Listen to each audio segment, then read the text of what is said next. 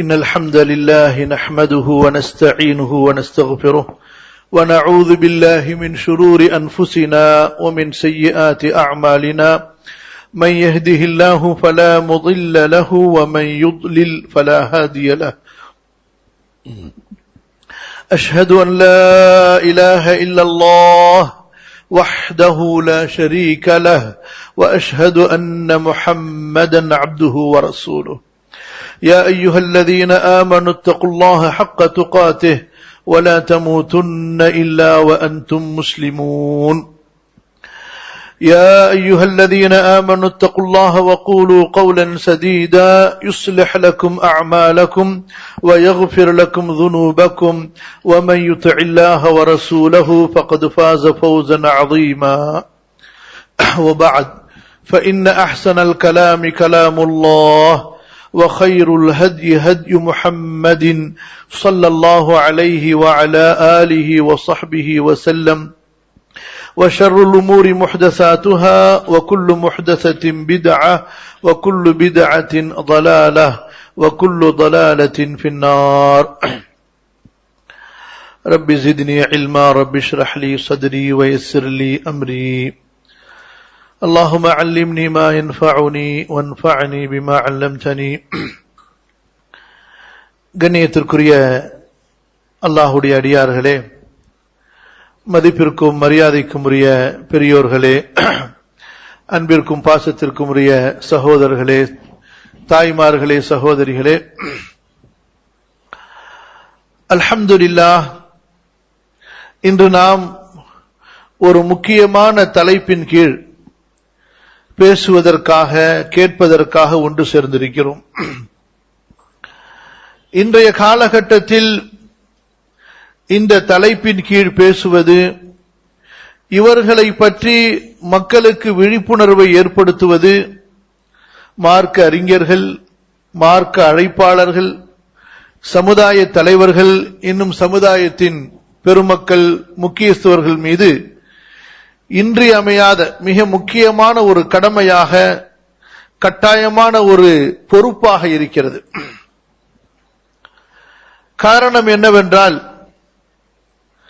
காணல் நீரை தண்ணீராக கருதி ஓடுவதை போல, அதுபோன்று நெருப்பை ஒரு வெளிச்சமாக நினைத்து விட்டில் பூச்சிகள் அந்த நெருப்பை நோக்கி ஓடி தன்னைத்தானே எரித்துக் கொள்வது போல, இன்றைய முஸ்லிம் சமுதாயத்தில் மார்க்க இல்மு இல்லாமல், அறிஞர்களுடைய ஒரு தெளிவான வழிகாட்டுதல் மற்றும் சமுதாயத்தின் மூத்த அறிஞர்களுடைய தொடர்பில்லாமல், வெறும் மார்க்க பற்று மட்டும் இருந்து அந்த மார்க்க பற்றை தவறாக புரிந்து தவறாக செயல்படுத்தி வாலிபர்களின் ஒரு கூட்டம் இது போன்ற தீவிரவாத பயங்கரவாத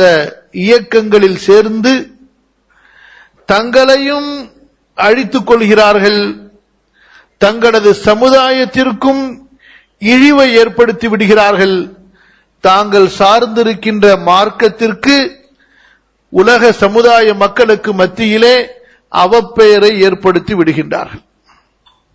நான் பேசுறது எல்லாருக்கும் புரியுதா? கவனமா கேக்குறீங்களா? தமிழ்ல பேசட்டுமா?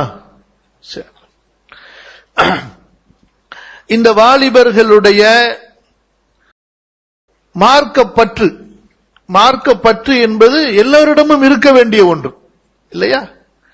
இஸ்லாத்தின் மீது பற்று, அல்லாஹுவின் சட்டங்களின் மீது ஒரு பிடிப்பு, அல்லாஹுவின் மீது பிரியம், மார்க்கத்தின் மீது பிரியம், இது கண்டிப்பாக இருக்க வேண்டிய ஒன்று.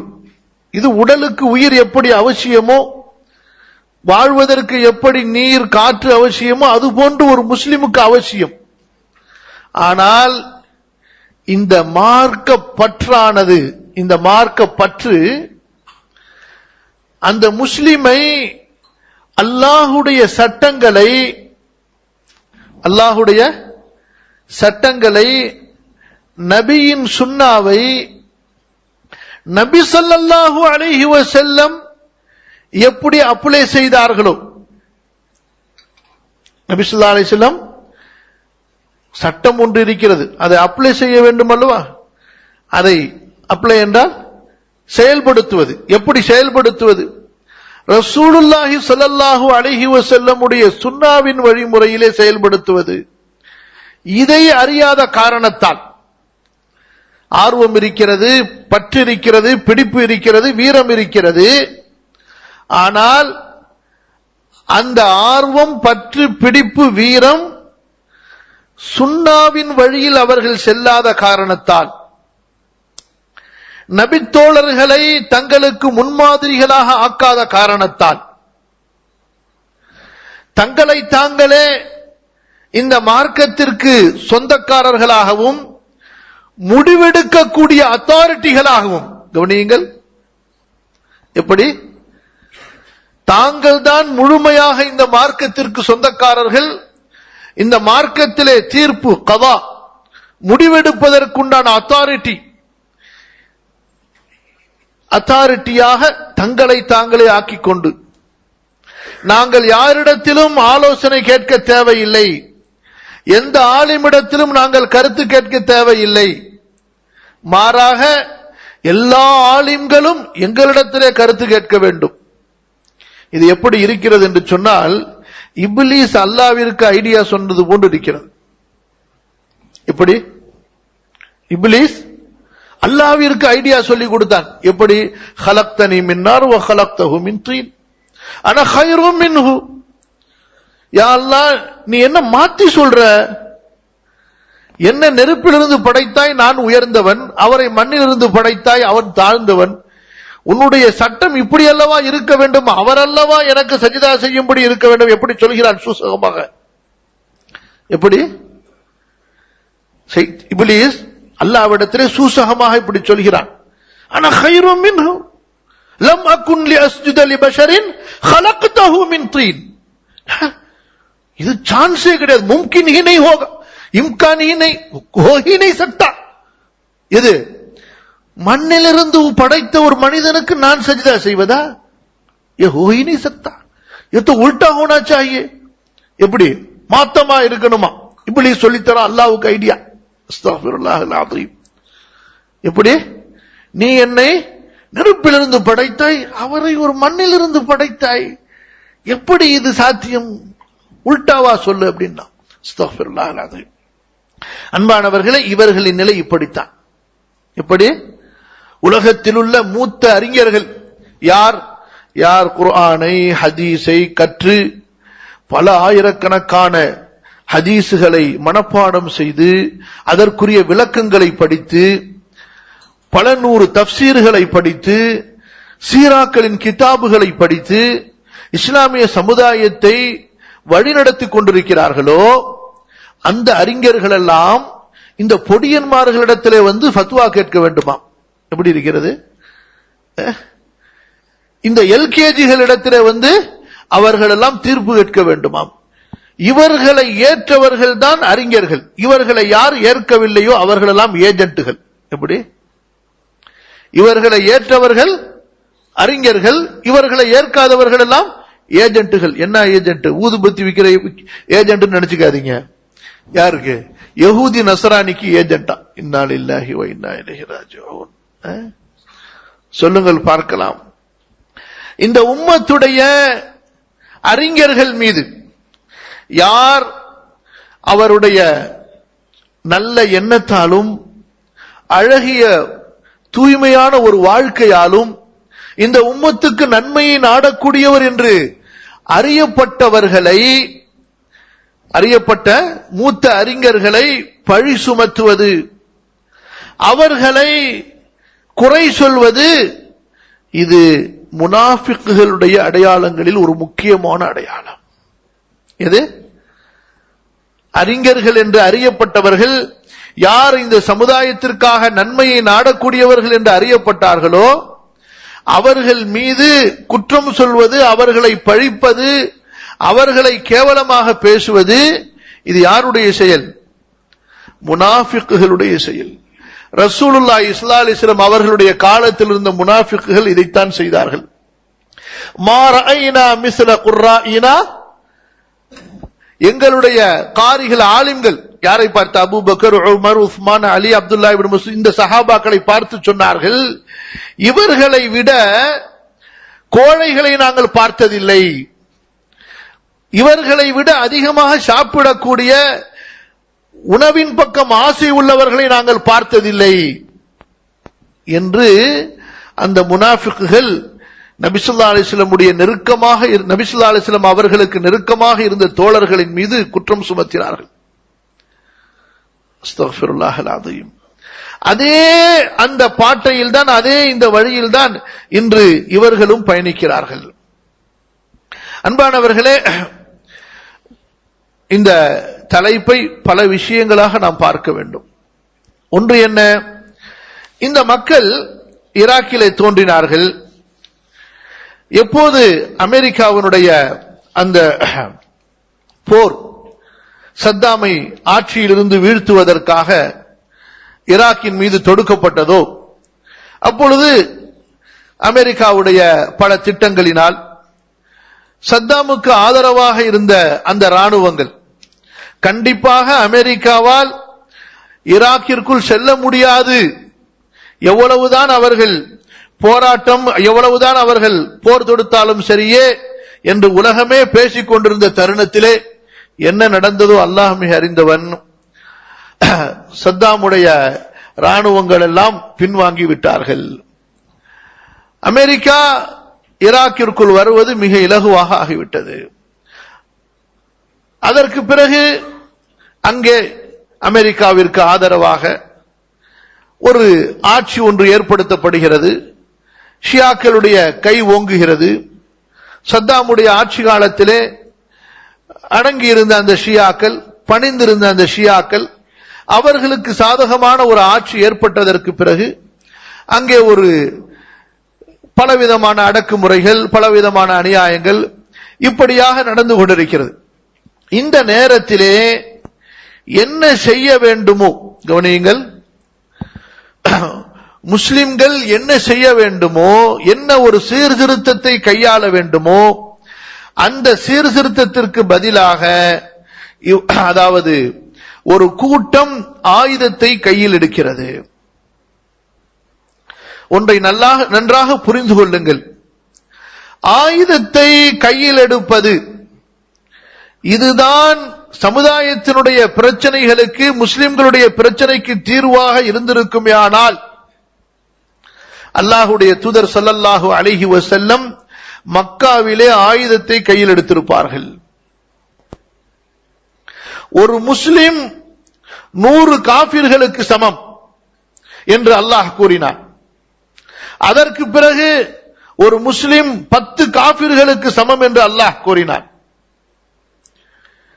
இயக்கும் மின்கும் 20 ஸாபிரூன யக்லிபு 200, உங்களிலே 20 வீரர்கள் இருந்தால், பொறுமையாளர்கள் இருந்தால், வீரர்கள் என்று கூட அல்லாஹ் சொல்லவில்லை, பொறுமையாளர்கள் இருந்தால் 200 காபிர்களை மிகைப்பார்கள் என்று அல்லாஹ் கூறுகிறான். அன்பானவர்களே, அல்லாஹ்வுடைய தூதர் ஸல்லல்லாஹு அலைஹி வஸல்லம் மக்கா வாழ்க்கையிலே ஒருபோதும் ஆயுதத்தை அவர்கள் ஏந்த சொல்லவில்லை. தாக்குதல்கள், தங்களை எதிர்ப்பவர்களை கொலை செய்வது, அவர்களை கடத்துவது, இப்படியான எந்த ஒரு நடவடிக்கையிலும் அல்லாஹ்வுடைய தூதர் ஸல்லல்லாஹு அலைஹி வஸல்லம் இறங்கவில்லை. அதாவது நான் என்ன சொல்ல வருகிறேன் என்றால், ஆயுதத்தை கையில் எடுப்பதுதான் முஸ்லிம்களுடைய பிரச்சனையை தீர்க்கும் என்று இருந்திருந்தால் அதற்கு மிகவும் பொருத்தமான ஒரு இடம் எதுவாக இருந்தது? மக்காவாக இருந்தது. அங்கே காபிர்கள் நபி ஸல்லல்லாஹு அலைஹி வஸல்லமுடைய தாவாவை தடுக்க மட்டும் செய்யவில்லை, தாவாவுக்கு முட்டுக்கட்டை மட்டும் அவர்கள் போடவில்லை, மாறாக தாவா செய்த நபி ஸல்லல்லாஹு அலைஹி வஸல்லம் அவர்களை கொல்ல முயற்சித்தார்கள். நபித்தோழர்களில் பலரை, இஸ்லாமை ஏற்ற பலரை கொல்வதற்காக திட்டம் தீட்டினார்கள். சிலரை கொல்வதில் வெற்றியும் அடைந்தார்கள். இருந்தும் கூட அல்லாஹு தஆலாவுடைய கட்டளை, நீங்கள் குஃபு ஐதியக்கும் வ அகீமுஸ் ஸலாஹ், உங்களது கரங்களை தடுத்துக் கொள்ளுங்கள், கரங்களை நீட்டி விடாதீர்கள், தொழுகையை நிலைநிறுத்துங்கள், ஜகாத்தை கொடுங்கள், அல்லாஹ்விடத்தில் உறுதியாக இருந்து பொறுமையாக இருந்து உதவி தேடுங்கள். இப்படியான வசனங்கள் தான் இறங்கிக் கொண்டிருந்தது. அல்லாஹ்வுடைய தூதர் ஸல்லல்லாஹு அலைஹி வஸல்லம் அவர்களும் பொறுமையை வலியுறுத்திக் கொண்டே இருந்தார்கள்.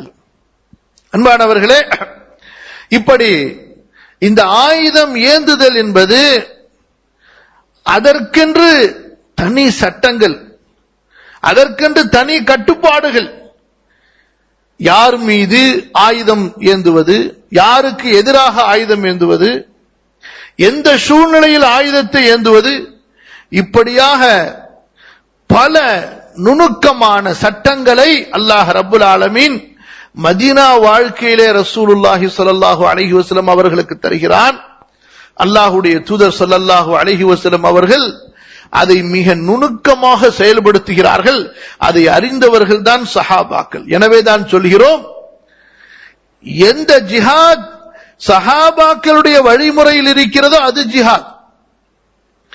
நீங்களாக ஒன்றை ஜிஹாத் என்று சொல்வதால் அது ஜிஹாதாக ஆகாது, நீங்கள் ஒன்றை கிலாஃபத் என்று சொல்வதால் அது கிலாஃபத்தாக ஆகாது. புரியுதுங்களா இல்லையா? ஒரு சில உதாரணங்களை பாருங்கள். கொல்வது இதுதான் தீர்வாக இருக்குமே, ஆனால் எப்படி? கொல்வது இதுதான் தீர்வு, இதுதான் முடிவு, இதுதான் அல்லாஹ்விற்கு விருப்பமானதாக இருந்திருக்குமே, ஆனால் அல்லாஹ்வுடைய தூதர் ஸல்லல்லாஹு அலைஹி வஸல்லம் இதை மக்கா வெற்றியின் போது செய்திருப்பார்கள் இல்லையா? 6 அல்லது 7 பேர் ஒட்டுமொத்த மக்காவில் இருந்த அத்தனை காபிர்களும் ரசூல் ஸல்லல்லாஹு அலைஹி வஸல்லம் அவர்களோடு யுத்தம் செய்தவர்கள் தான். அதில் பலவீனமாக இருந்த முஸ்லிம்களை தவிர மக்காவில் இருந்த அத்தனை பேரும் ஒன்று பத்ரிலே எதிரிகளாக இருந்திருப்பார்கள், அல்லது உஹதிலே, அல்லது ஹந்தக்கிலே, அல்லது ஹுனைனிலே. இப்படியாக பல போர்களில் ரசூலுல்லாஹி ஸல்லல்லாஹு அலைஹி வஸல்லம் அவர்களுக்கு எதிரணியில் இருந்து நபியையும் முஸ்லிம்களையும் கொல்ல வேண்டும் என்ற திட்டத்தில் இருந்தவர்கள் தான். ஏன்?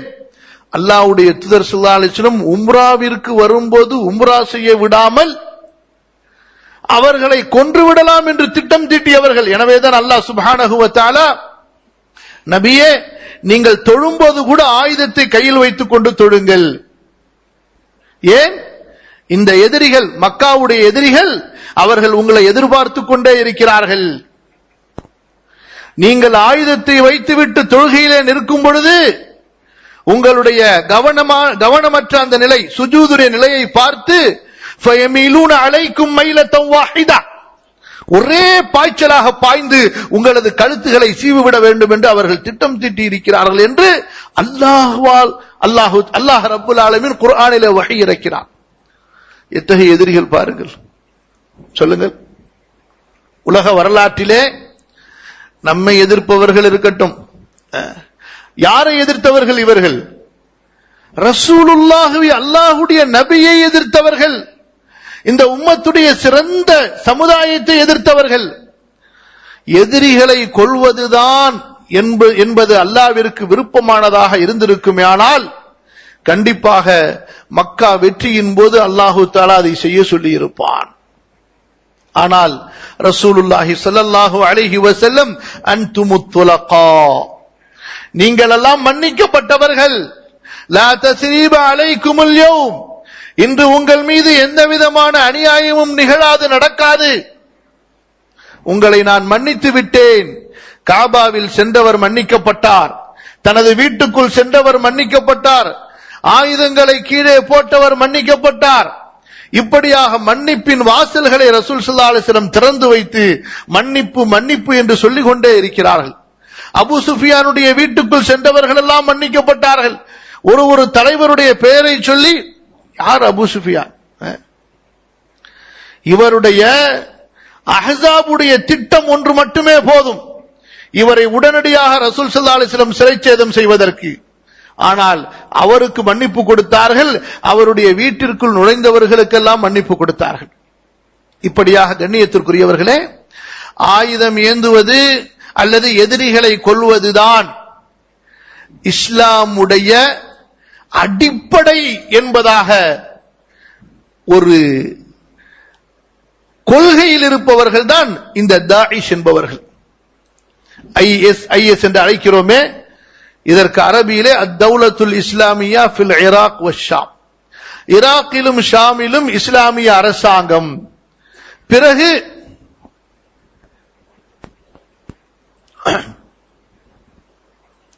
அதையும் அவர்கள் நீக்கிவிட்டு அத்தௌலத்துல் இஸ்லாமியா என்றுதான் எங்களை அழைக்க வேண்டும். ஏன்?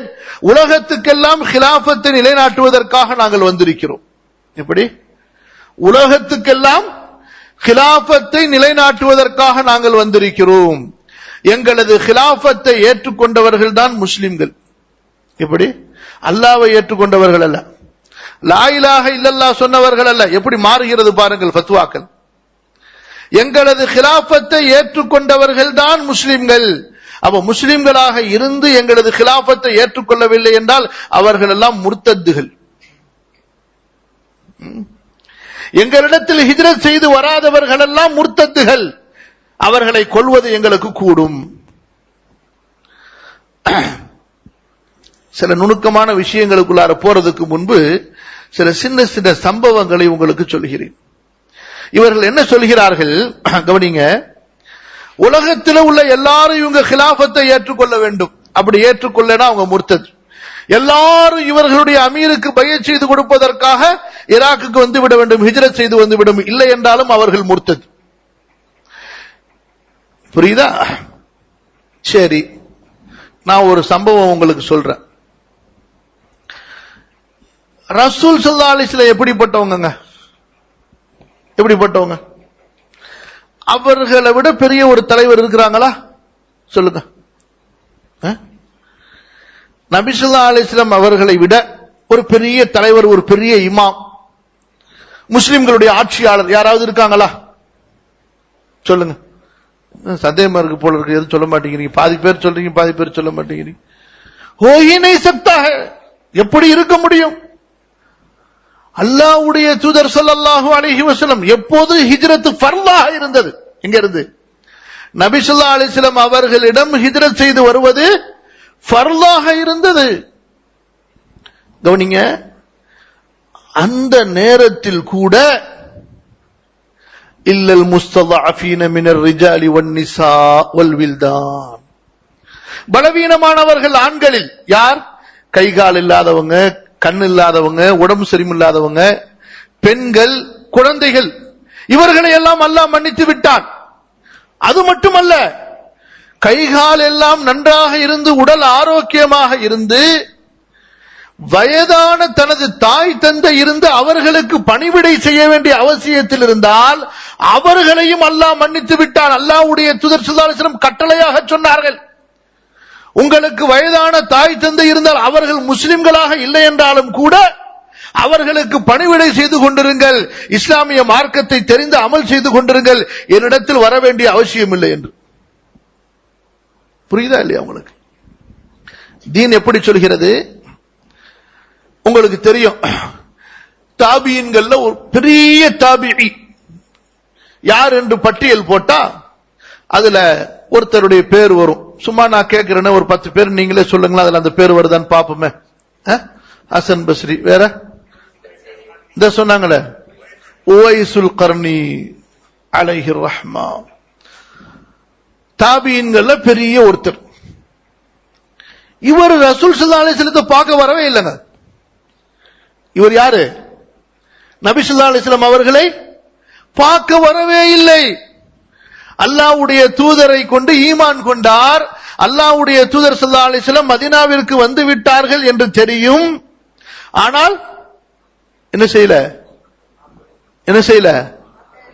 பார்க்க வரல. நபி ஸல்லல்லாஹு அலைஹி வஸல்லம் அவர்களை ஹிஜ்ரத் செய்து வரவில்லை. காஃபிர் நாட்டுல, யமன் அப்ப குஃப்ருடைய நாடா தான் இருந்துச்சு, அங்கதான் இருந்தார் அவர். வரல. ஏன்? வயதான தன்னுடைய தாய்க்கு பணிவிடை செய்து கொண்டிருந்தார். வயதான தன்னுடைய தாய்க்கு பணிவிடை செய்து கொண்டிருந்தார். அல்லாஹ்வுடைய தூதர் ஸல்லல்லாஹு அலைஹி வஸல்லம் அந்த உவைஸுக்கு சிறப்பு சொல்கிறார்கள். நீங்கள் யமனிலே சென்றால் அங்கிருந்து முஜாஹிதீன்கள் வந்தால், முஸ்லிம்கள் வந்தால் அதிலே ஒருவர் இருப்பார், உவைஸுல் கர்னி என்று முஸ்லிமுடைய ஹதீஸை படித்து பாருங்கள். இன்ன கூட்டத்தைச் சேர்ந்தவர், அதிலே இன்ன வம்சத்தைச் சேர்ந்தவர், அதிலே இன்ன கிளையைச் சேர்ந்தவர், அவரை சந்தித்தால் அவரிடத்திலே நீங்கள் சொல்லுங்கள், அவர் உங்களுக்காக அல்லாஹ்விடத்திலே இஸ்திக்ஃபார் கேட்க வேண்டும் என்று. உமர் ரலியல்லாஹு அன்ஹு அவர்களுடைய காலத்திலே யமன் இருந்து அது போன்று வந்தபோது கேட்கிறார்கள், உங்களிலே இன்ன குடும்பத்தைச் சேர்ந்தவர், இன்ன வம்சத்தைச் சேர்ந்தவர், இன்ன கிளையைச் சேர்ந்தவர், இன்ன பெயருடையவர் இருக்கிறாரா என்று கேட்டு அவருடைய கரம் பிடித்து சொல்கிறார்கள் உமர் அவர்கள், அல்லாஹ்வுடைய தூதர் எனக்கு கட்டளையிட்டார்கள், நீ எனக்காக இஸ்திக்ஃபார் தேட வேண்டும் என்று. உன்னை சந்தித்தால் உன்னிடத்திலே இஸ்திக்ஃபாருடைய துஆ செய்ய வேண்டும் என்று சொன்னார்கள். எனக்காக நீ இஸ்திக்ஃபார் செய்வாயா? யார் இவர்? ரசூல் ஸல்லல்லாஹு அலைஹி வஸல்லம் ஹயாத்தாக இருந்தபோது அவர்களிடத்திலே ஹிஜ்ரத் செய்து வராத ஒரு மனிதர், தாயின் பணிவிடையிலே அவர் இருப்பதை ரசூல் ஸல்லல்லாஹு அலைஹி வஸல்லம் வலியுறுத்தினார்கள். அப்படி பணிவிடை செய்து தாய் இறந்ததற்கு பிறகுதான் அவர் மதீனாவிற்கு வருகிறார்கள். அவருக்கு இவ்வளவு பெரிய சிறப்பு சொல்கிறார்கள். ஆனால் இந்த கூட்டம் சொல்கிறது, நீங்கள் உங்கள் நாட்டிலிருந்து, உங்கள் ஊரிலிருந்து எங்களை நோக்கி புறப்படும் பொழுது உங்களது தாய் தடுத்தால் அந்த தாயை கொன்றுவிட்டு வாருங்கள் என்று. அமெரிக்காவிலே ஒரு வாலிபர் தன்னுடைய தாயை கொன்றதற்காக அவர் சிறைபிடிக்கப்படுகிறார். மார்க்கப்பட்டுள்ள வாலிபர் கத்தியால் குத்தி தனது தாயை கொலை செய்கிறார். ஏன் என்று கேட்டபோது அப்போது சொல்கிறார், என்னுடைய தாய் இந்த தாயிஷோடு, ஐஎஸோடு சேருவதற்கு என்னை தடுத்தார். நான் அப்போது அவர்களுடைய அறிஞர்களிடத்திலே ஃபத்வா கேட்டேன். எப்படி கேட்டேன்? எனது தாயை எப்படி திருப்திப்படுத்துவது என்று கேட்டேன். அதற்கு அவர்கள் எனக்கு ஃபத்வா சொன்னார்கள், இப்படிப்பட்டவர்களை எல்லாம் நாம் திருப்திப்படுத்திக் கொண்டிருக்க வேண்டிய அவசியம் இல்லை, அவளை கொன்றுவிட்டு நீ வா என்று. இன்னா லில்லாஹி வ இன்னா இலைஹி ராஜிஊன். எப்படி? இது போன்று ஒன்று இரண்டு சம்பவங்கள் அல்ல, பல சம்பவங்கள் இருக்கின்றன. யாரை? தந்தையை கொண்டவர்கள், தனது சகோதரனை கொண்டவர்கள், தாய் மாமனை கொண்டவர்கள், தனது தாயை கொண்டவர்கள். எதற்காக? போக வேண்டாம் என்று சொன்ன காரணத்திற்காக, இங்கே இரு என்று சொன்ன காரணத்திற்காக அவர்களை, தனது இரத்த உறவுகளை, முஸ்லிமானவர்களை கொன்றவர்கள். இது அவர்களுடைய கொள்கையிலே ஒன்று. அல்லாஹ் பாதுகாப்பானா. கண்ணியத்திற்குரியவர்களே, நான் என்ன சொல்ல வருகிறேன் என்று சொன்னால், இந்த தாயிஷ் என்ற இந்த கூட்டம், இவர்களை பார்த்தால் கண்டிப்பாக பாமர மக்களோ அல்லது கொஞ்ச மார்க்க பற்று மட்டும் இருந்து மார்க்க கல்வி இல்லாதவர்கள் கண்டிப்பாக மயங்கி விடுவார்கள். இவர்களது அந்த மாய பேச்சின் வலையிலே விழுந்து விடுவார்கள். ஏன்? இவர்களுடைய பேச்சு எப்படி இருக்கும்? ஒரு வசீகரமாக இருக்கும். இவர்களது பேச்சு கவர்ச்சியாக இருக்கும். மார்க்க பற்றி இருக்கிறது, ஆனால் கல்வி இல்லை என்று சொன்னால் கண்டிப்பாக இவர்கள் விரிக்கக்கூடிய வலையிலே அந்த மனிதன், அந்த வாலிபன் விழுந்து விடுவான். ஏன்? இவர்களுடைய அந்த சித்தாந்தங்கள் அப்படி. அல்லாஹ்வுடைய மார்க்கம் இதை நிலைநிறுத்துவது, அல்லாஹ்வுடைய சட்டத்தை நிலைநிறுத்துவது, அது எப்படி இருக்க வேண்டும்? அதற்குத்தான் நான் ஆரம்பத்திலே சொன்னேன், ரசூலுல்லாஹி ஸல்லல்லாஹு அலைஹி வஸல்லம் எப்படி கொண்டு வந்தார்களோ, கண்ணியத்திற்குரிய சஹாபாக்கள் எப்படி கொண்டு வந்தார்களோ, அந்த மன்ஹஜிலே, அந்த தர்தீபிலே இருக்க வேண்டும். ஆனால் இவர்கள் அதற்கு மாறுபட்டு உணர்ச்சிகளை மட்டும் தூண்டி குர்ஆனுடைய வசனங்களில் வெளிப்படையான வசனங்களை ஓதி காண்பித்து ஒட்டுமொத்த மனித சமுதாயத்தையும் அந்த வாலிபனுக்கு முன்னால் எதிரிகளாக கொண்டு வந்து நிறுத்தி விடுவார்கள். பிறகு தீர்ப்பு என்ன? இந்த எதிரிகளை கொல்வதுதான் அல்லாஹ்விடத்திலே நமக்கு விருப்பமானது. இந்த எதிரிகளை கொல்வதுதான், எந்த வழியில் கொன்றாலும் சரியே, இதுதான் அல்லாஹ்விடத்தில் விருப்பமானது. இதற்கு பிறகு அவர்கள் ஜிஹாதுடைய வசனங்களை ஓதுவார்கள், ஜிஹாதுடைய வசனங்களை, சட்டங்களை, ஜிஹாதுடைய ஆயத்துகளை ஓதி காண்பிப்பார்கள். இதான் இந்த ஒரு மூளை செலவையை செய்து அவர்களிடத்தில் சேரக்கூடிய முஸ்லிம் வாலிபர்களை தங்களது சமூகத்துக்கு எதிராகவே மாற்றி விடுவார்கள். ஆரம்ப காலத்தில் இவர்களுடைய போரெல்லாம் அமெரிக்கர்களுக்கு எதிராக அல்லது பன்னாட்டு படைகளுக்கு எதிராக இருந்தது, ஆரம்பித்த சில காலங்கள். இப்போது இவர்களுடைய ஒட்டுமொத்த அந்த போர், தாக்குதல், சண்டை சச்சரவுகள், இவர்கள் கொல்வது, இவர்கள் எதிர்ப்பது எல்லாம் யாரை? தங்களது இன சமுதாய மக்களை, முஸ்லிம்களை.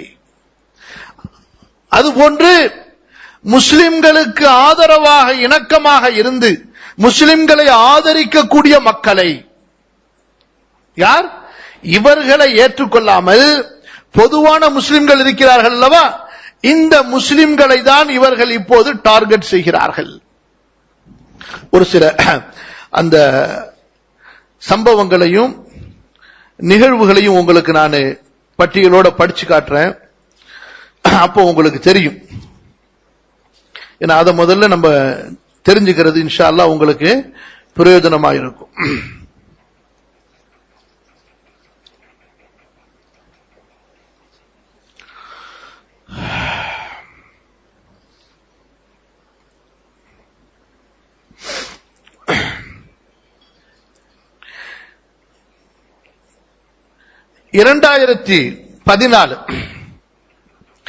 இந்த 2014 மட்டும் ஈராக்கில் இருக்கக்கூடிய அப்பாவி பொதுமக்கள் குறைஞ்சது 1000 பேரை இவங்க கொண்டிருப்பாங்க. என்ன குற்றச்சாட்டின் பேரில்? தங்களோடு இணையவில்லை. இதுதான் குற்றச்சாட்டு. தங்களோடு, தங்களது ஜிஹாதில் இவர்களுடைய பேச்சின்படி இவர்கள் செய்வது ஜிஹாத்.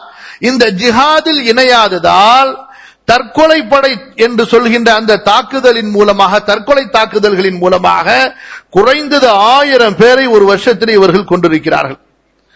அதற்கு பிறகு 2014 இவர்கள் சிரியாவில் ஒரு ஊர் மேல போர் தொடுக்கிறாங்க.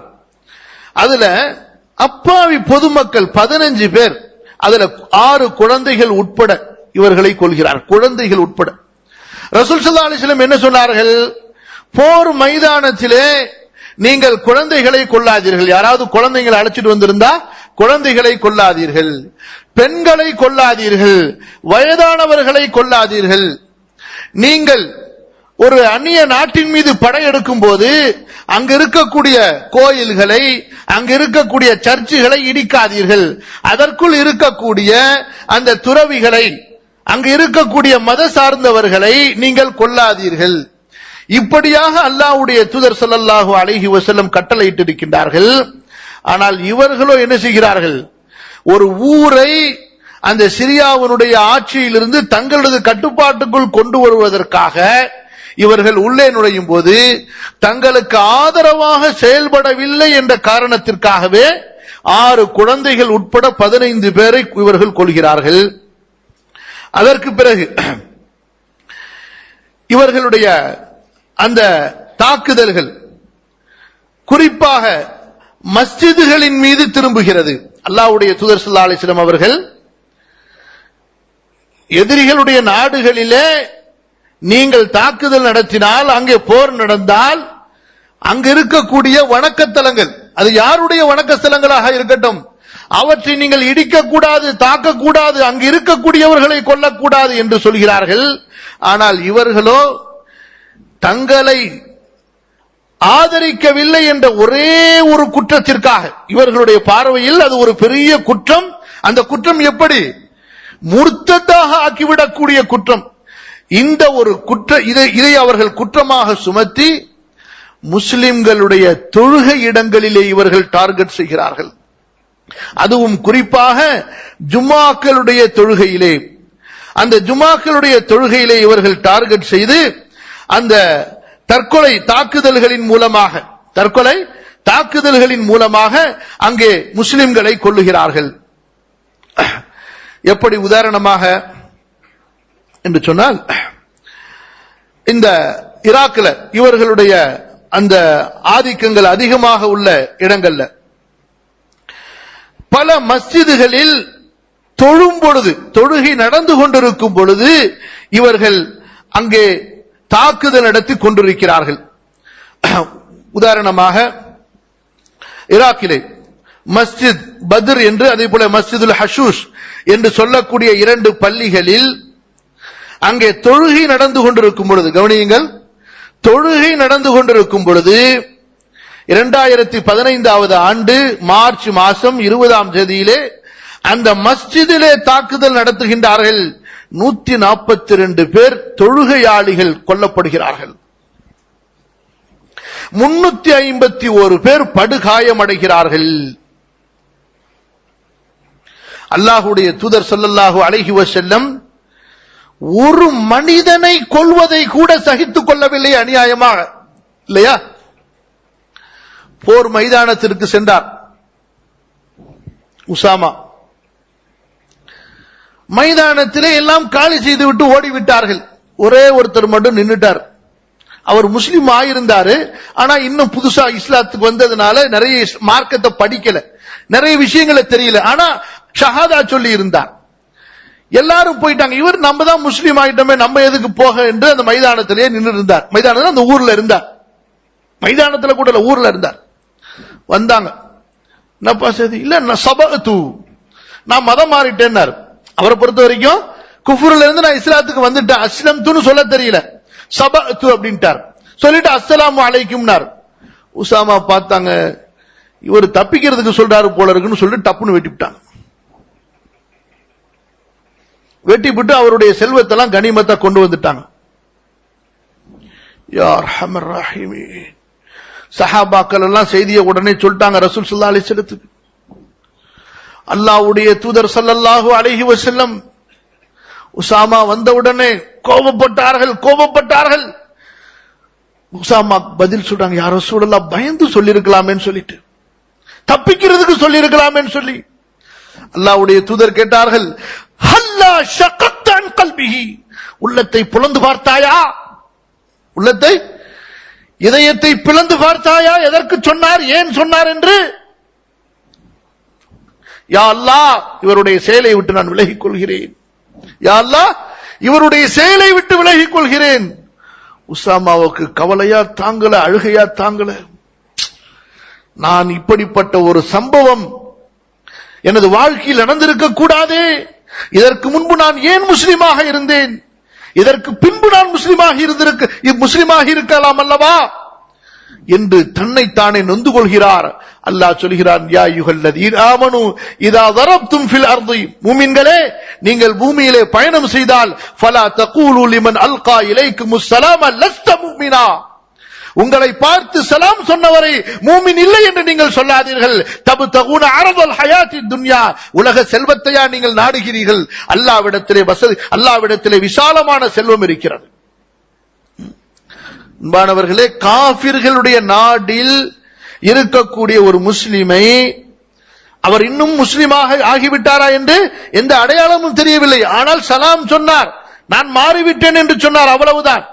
இருந்தும் அவரை கொன்றதற்காக இவ்வளவு அல்லாஹ்வுடைய தூதர் ஸல்லல்லாஹு அலைஹி வஸல்லம் வருத்தப்பட்டார்களே, கவலைப்பட்டார்களே.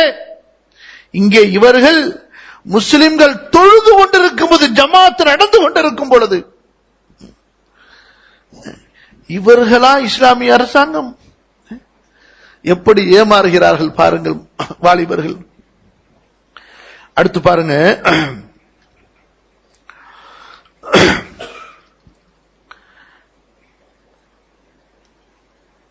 இதே போல 2015 தான் ஒரு பஸ்ல பொதுமக்கள் வந்து கொண்டிருக்கிறார்கள். அதுல கொஞ்சம் பேரு ஷியா மற்றவங்க எல்லாம் இருக்கிறாங்க. அந்த பஸ்ஸின் மீது தாக்குதல் நடத்தி 45 பொதுமக்கள் கொல்லப்படுகிறார்கள். எத்தனை பேரு? 45 பொதுமக்கள். அதே போல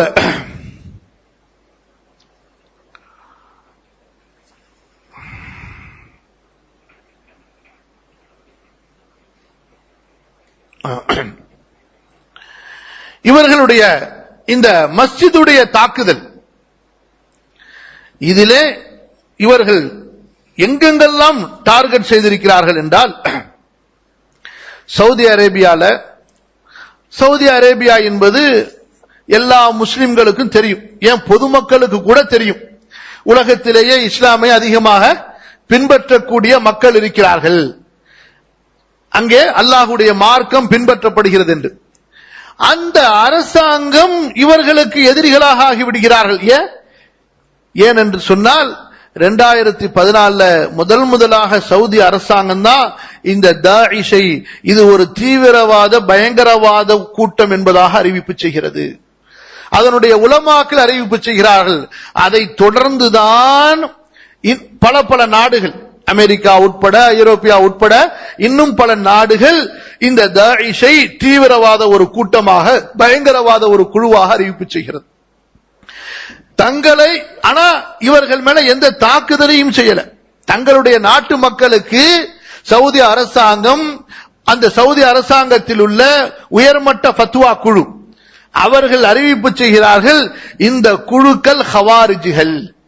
ஹவாரிஜிகள் என்றால் உம்மத்தை விட்டு வெளியேறியவர்கள், உம்மத்துக்கு எதிராக செயல்படக்கூடியவர்கள். அரசாங்கத்துக்கு மட்டுமல்ல, உம்மத்துக்கு எதிராக செயல்படக்கூடியவர்கள், அவர்களைத்தான் ஹவாரிஜ் என்று சொல்லப்படும். அவர்களுடைய முக்கியமான அடையாளம் என்ன? தங்களைத்தான் மிகவும் உறுதியான உயர்ந்த முஸ்லிம்களாக அவர்கள் எண்ணிக்கொள்வார்கள். மற்றவ எல்லோரையும் அவர்கள் இஸ்லாமிய மார்க்கத்தில் ஒன்று பலவீனமானவர்கள், சரியாக மார்க்கத்தை பின்பற்றாதவர்கள் என்று சொல்லிவிட்டு, அவர்களிலே யார் தங்களை ஆதரிக்கவில்லையோ, தங்களோடு வந்து சேரவில்லையோ அவர்கள் எல்லாம் முர்த்தத்துகள், தங்களுக்கு உதவாதவர்கள் எல்லோரும் முர்த்தத்துகள். இப்படியாக ஃபத்வா கொடுத்து அவர்களை கொல்வதை ஹலாலாக கொண்டவர்கள் இவங்க தான் ஹாரிஜியாக்கள். இவர்கள்தான் உஸ்மானை கொண்டவர்கள் ரலியல்லாஹு அன்ஹு, அலி ரலியல்லாஹு அன்ஹு அவர்களை கொண்டவர்கள், ரசூலுல்லாஹி ஸல்லல்லாஹு அலைஹி வஸல்லம் உடைய தோழர்களை, சஹாபாக்களை. யாரை பார்த்து அல்லாஹு தஆலா உலாயிக கதப ஃபீ குலூபிஹிமுல் ஈமான், இவர்களது உள்ளங்களிலே அல்லாஹ் ஈமானை உறுதிப்படுத்தி விட்டான். உலாயிக ஹுமுல் முஃமினூன ஹக்கா, இவர்கள்தான் உண்மையான மூமின்கள் என்று எந்த சஹாபாக்களை பார்த்து குர்ஆன் சொன்னதோ, யாரை திருப்தி கொண்ட நிலையிலே அல்லாஹ்வுடைய தூதர் ஸல்லல்லாஹு அலைஹி வஸல்லம் இறந்தார்களோ, அந்த சஹாபாக்கள் இவர்களின் பார்வையிலே யார்? அஸ்தக்ஃபிருல்லாஹல் அஸீம், இவர்களின் பார்வையிலே யார்? காஃபிர்கள். அலியை ஏன் கொண்டார்கள்? அலி ரலியல்லாஹு அன்ஹு அவர்களை இவர்கள் முஸ்லிமாக மூமினாக நம்பிக்கை கொண்டிருந்தால் அலி ரலியல்லாஹு அன்ஹு அவர்களை கொண்டிருப்பார்களா? உஸ்மானை கொண்டிருப்பார்களா? ஒட்டுமொத்த சஹாபாக்களையும், அலியினுடைய கிலாபத்தில் இருந்தவர்களையும், முஆவியா ரலியல்லாஹு அன்ஹு அவர்களுடைய இமாரத்தில் இருந்தவர்கள், இவர்கள் அனைவரையுமே காஃபிர் என்று கூறி, நாங்கள் தான் உண்மையிலே மார்க்கத்தை பின்பற்றப் போகிறோம் என்பதாக ஒதுங்கியவர்கள். இவர்களுடைய புரிதலுக்கு ஒரு உதாரணம் சொல்கிறேன் உங்களுக்கு. எப்படி இவர்கள் வழிகெடுகிறார்கள், எப்படி இவர்கள் வழி தவறுகிறார்கள் என்பதற்கு ஒரு உதாரணம். இப்ப குர்ஆன்ல அல்லாஹ் தஆலா சொல்கிறான், வஸ்ஸாரிகு வஸ்ஸாரிகத்து ஃபக்தஉ ஐதியஹுமா ஜஸாஅம் பிமா கஸபா நகாலம் மினல்லாஹ். திருடிய ஆண், திருடிய பெண், அவர்களின் கரங்களை நீங்கள் வெட்டி விடுங்கள். சரியா? குர்ஆன் ஆயத்து. திருடிய ஆண்கள், திருடிய பெண்களின் கரங்களை நீங்கள் வெட்டி விடுங்கள். சரிங்க, குர்ஆன்ல அல்லாஹ் சொல்லிட்டான். அல்லாஹ்வுடைய தூதர் ஸல்லல்லாஹு அலைஹி வஸல்லம் கரங்களை வெட்டுங்கள் என்று சொன்னபோது, கரங்களை வெட்டுங்கள் என்று சொன்னபோது, நபி ஸல்லல்லாஹு அலைஹி வஸல்லம் உடைய காலத்திலே திருடு என்ற அந்த ஒரு குற்ற செயல் நிகழ்ந்திருக்கிறதா? அப்படி நிகழ்ந்திருந்தால் ரசூல் ஸல்லல்லாஹு அலைஹி வஸல்லம் எப்படி அந்த கைவெட்டுதல் என்ற அந்த சட்டத்தை அமல்படுத்தினார்கள்? யாருக்காவது தெரியுமா? நபி ஸல்லல்லாஹு அலைஹி வஸல்லம் உடைய காலத்துல திருடு ஒன்றோ இரண்டோ சம்பவங்கள் நடந்துச்சு. அப்ப ரசூல் ஸல்லல்லாஹு அலைஹி வஸல்லம் அப்படி திருடியவர்களை கூப்பிட்டு கையினுடைய மணிக்கட்டு வரை வெட்டினார்கள். கையினுடைய முதல்ல இடது கையினுடைய மணிக்கட்டு, சரியா? எது வரைக்கும்? அல்லாஹ் கை என்று சொல்கிறான். ரசூல் ஸல்லல்லாஹு அலைஹி வஸல்லம் எது வரைக்கும் தான் வெட்டினாங்க சொல்லுங்க? மணிக்கட்டு வரையும் வெட்டினாங்க. இப்போ வாங்க இந்த அறிவாளிகள் என்ன சொல்றாங்கன்னு பார்ப்போம். எந்த அறிவாளிங்க? ஹவாரிஜிகள். ரசூல் ஸல்லல்லாஹு அலைஹி வஸல்லத்துக்கு குர்ஆன் சரியா புரியல. கை வெட்டுங்கன்னு சொல்லி இருக்கும் பொழுது கைங்கிறது விரலுடைய நுனியிலிருந்து கம்கட்டு வரைக்கும் இருக்குது. ரசூல் ஸல்லல்லாஹு அலைஹி வஸல்லம் தப்பு செஞ்சிட்டாங்க. கம்கட்டு வரைக்கும் வெட்டணும். எது வரைக்கும் வெட்டணும்? எது வரைக்கும் வெட்டணும்? இவர்கள் தங்களிலே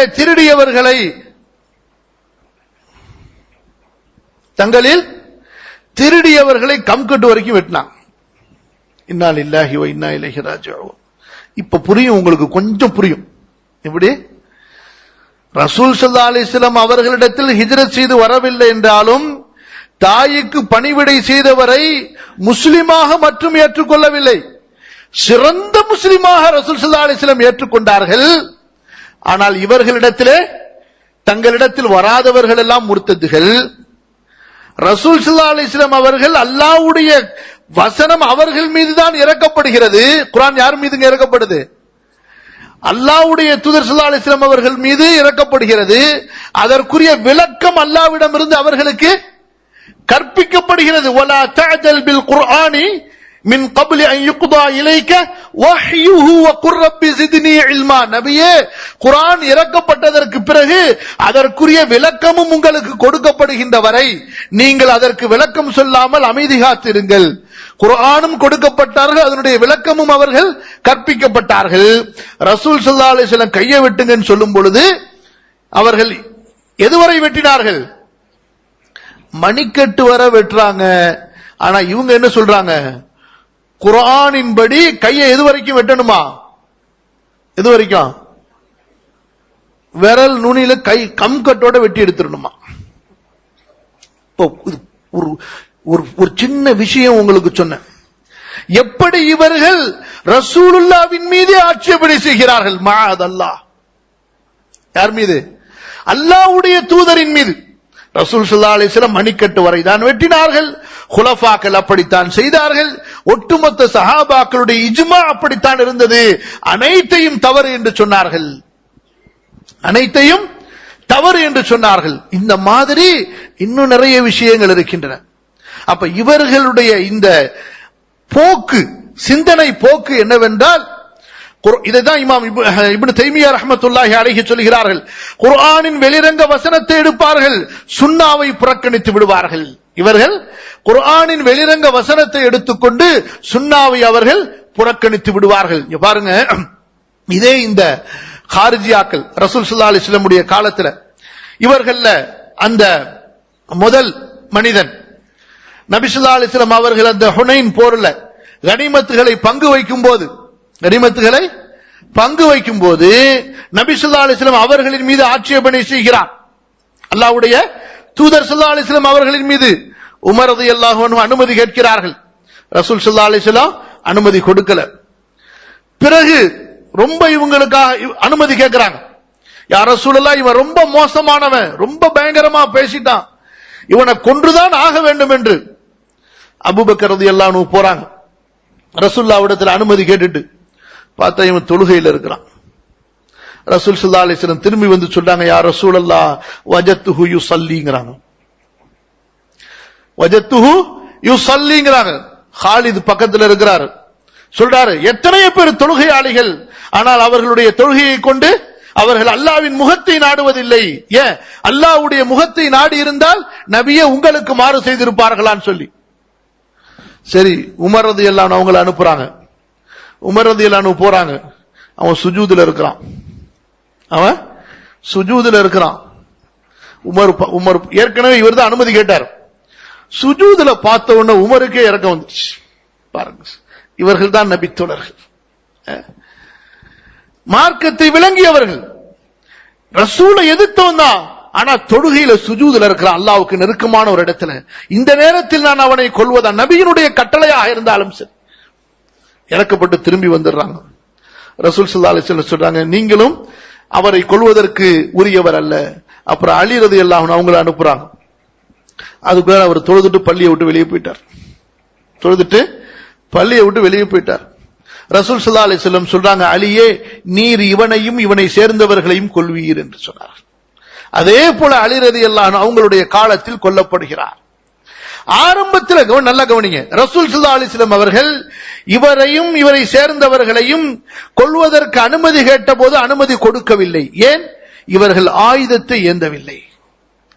எப்போது இவர்கள் முஸ்லிம்களுக்கு எதிராக ஆயுதம் ஏந்தினார்களோ, முஸ்லிம்களை கொல்வதை ஹலாலாக ஆக்கினார்களோ, அப்போது அல்லாஹ்வுடைய தூதர் ஸல்லல்லாஹு அலைஹி வஸல்லம் அவர்களுடைய அந்த சட்டம், இவர்களை எங்கு காண்கிறீர்களோ அவர்களை நீங்கள் கொல்லுங்கள். இவர்களை கொல்பவருக்கு சுப செய்தி, சொர்க்கத்தின் சுப செய்தியை சொன்னார்கள் ரசூல் ஸல்லல்லாஹு அலைஹி வஸல்லம். இவர்களால் கொல்லப்பட்டவர்களுக்கு சுப செய்தி சொன்னார்கள் ரசூலுல்லாஹி ஸல்லல்லாஹு அலைஹி வஸல்லம் அவர்கள். அன்பானவர்களே, இது ஒரு விளங்குவதற்குண்டான ஒரு சின்ன விஷயம் உங்களுக்கு சொன்னேன். அல்லாஹ்வுடைய தூதர் ஸல்லல்லாஹு அலைஹி வஸல்லம் மார்க்கம் எப்படி, இவர்களுடைய அணுகுமுறை எப்படி, இவர்கள் அந்த அதாவது மார்க்க பற்று என்பதை வைத்துக் கொண்டு இந்த மார்க்க பற்றை ரசூல் ஸல்லல்லாஹு அலைஹி வஸல்லம் அவர்களையும் சஹாபாக்களையும் மீறி தங்களை இந்த மார்க்கத்தில் முற்போக்குவாதிகளாக முன்னேறியவர்களாக கருதி அல்லாஹ்வுடைய மார்க்கத்தில் முஸ்லிம்களுக்கு மத்தியிலே குழப்பத்தை உண்டு பண்ணக்கூடியவர்கள். இவர்களுடைய அந்த நிலவரத்தை பாருங்க. சவுதியினுடைய அஹ்ஸா நகரத்துல மஸ்ஜிதுல நடந்த தாக்குதல்கள்ல 8 முஸ்லிம்கள் கொல்லப்படுறாங்க 2014. 2015 இதே போல மஸ்ஜிதுல கத்தீஃப்ல இவர்கள் தாக்குதல் நடத்துகின்றார்கள். எல்லாம் ஜும்மா நேரத்தில் 22 முஸ்லிம்கள் கொல்லப்படுறாங்க. அது போன்று தம்மாம்ல அங்க மஸ்ஜிதுல தாக்குதல் நடத்துகிறார்கள், 4 முஸ்லிம்கள் கொல்லப்படுகிறார்கள். அதுக்கு பிறகு குவைத்தில் மஸ்ஜிதிலே தாக்குதல் நடத்துகின்றார்கள், 27 பேர் கொல்லப்படுகிறார்கள். அதுக்கு பிறகு ரியாத்ல இவர்கள் தாக்குதல் நடத்துகின்றார்கள், அங்க ஒருத்தர் கொல்லப்படுறார்.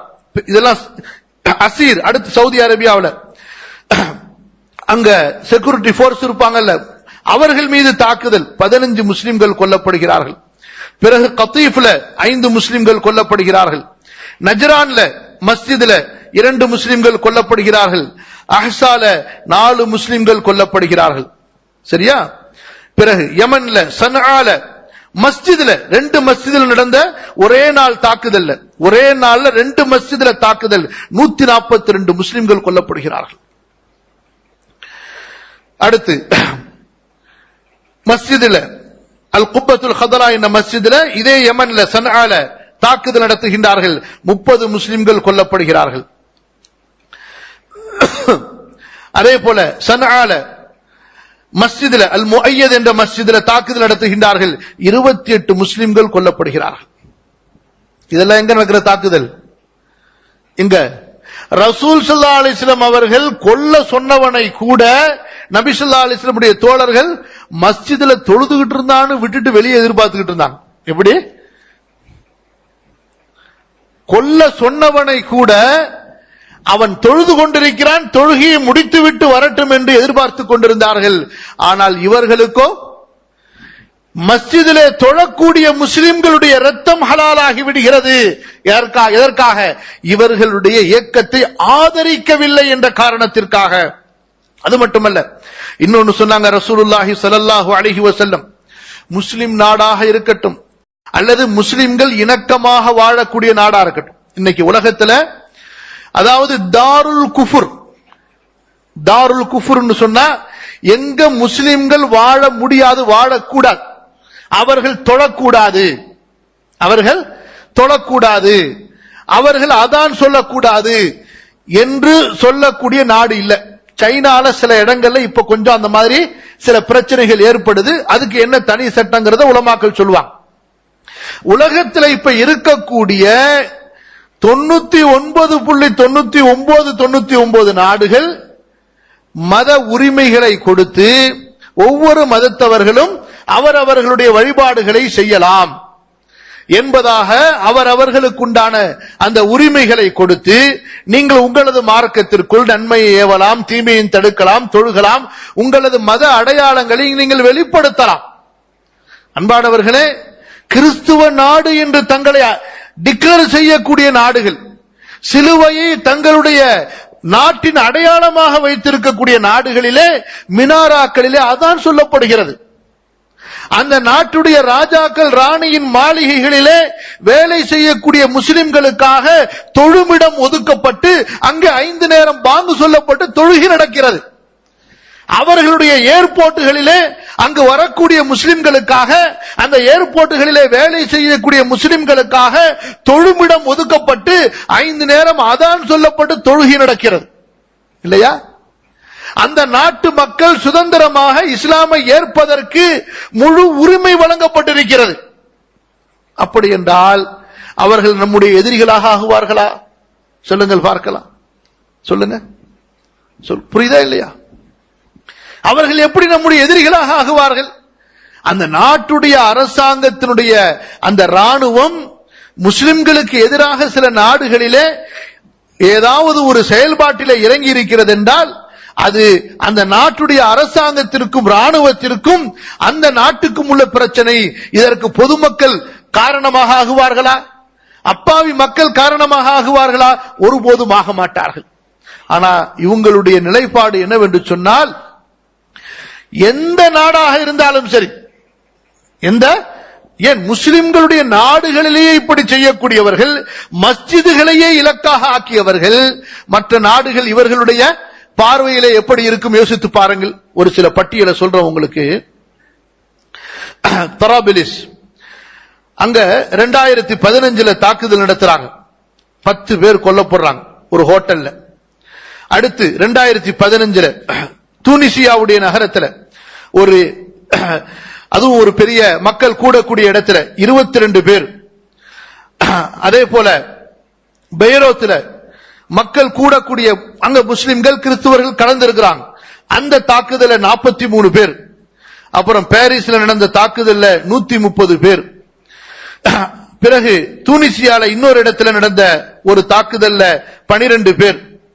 அதுபோன்று கானு அங்க நடந்த தாக்குதல்ல 30 பேர்.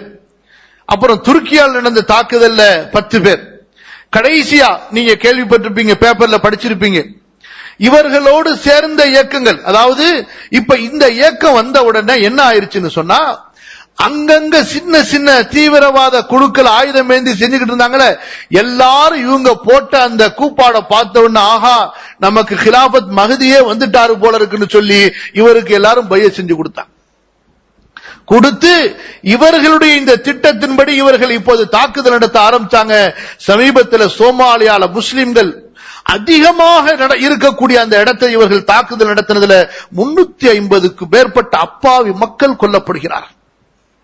இத்தனை பேரு 350க்கு மேற்பட்ட அப்பாவி மக்கள் சமீபத்தில், இப்ப ஜஸ்ட் ஒரு 10 days இருக்கும். இன்னும் நிறைய விஷயங்கள்.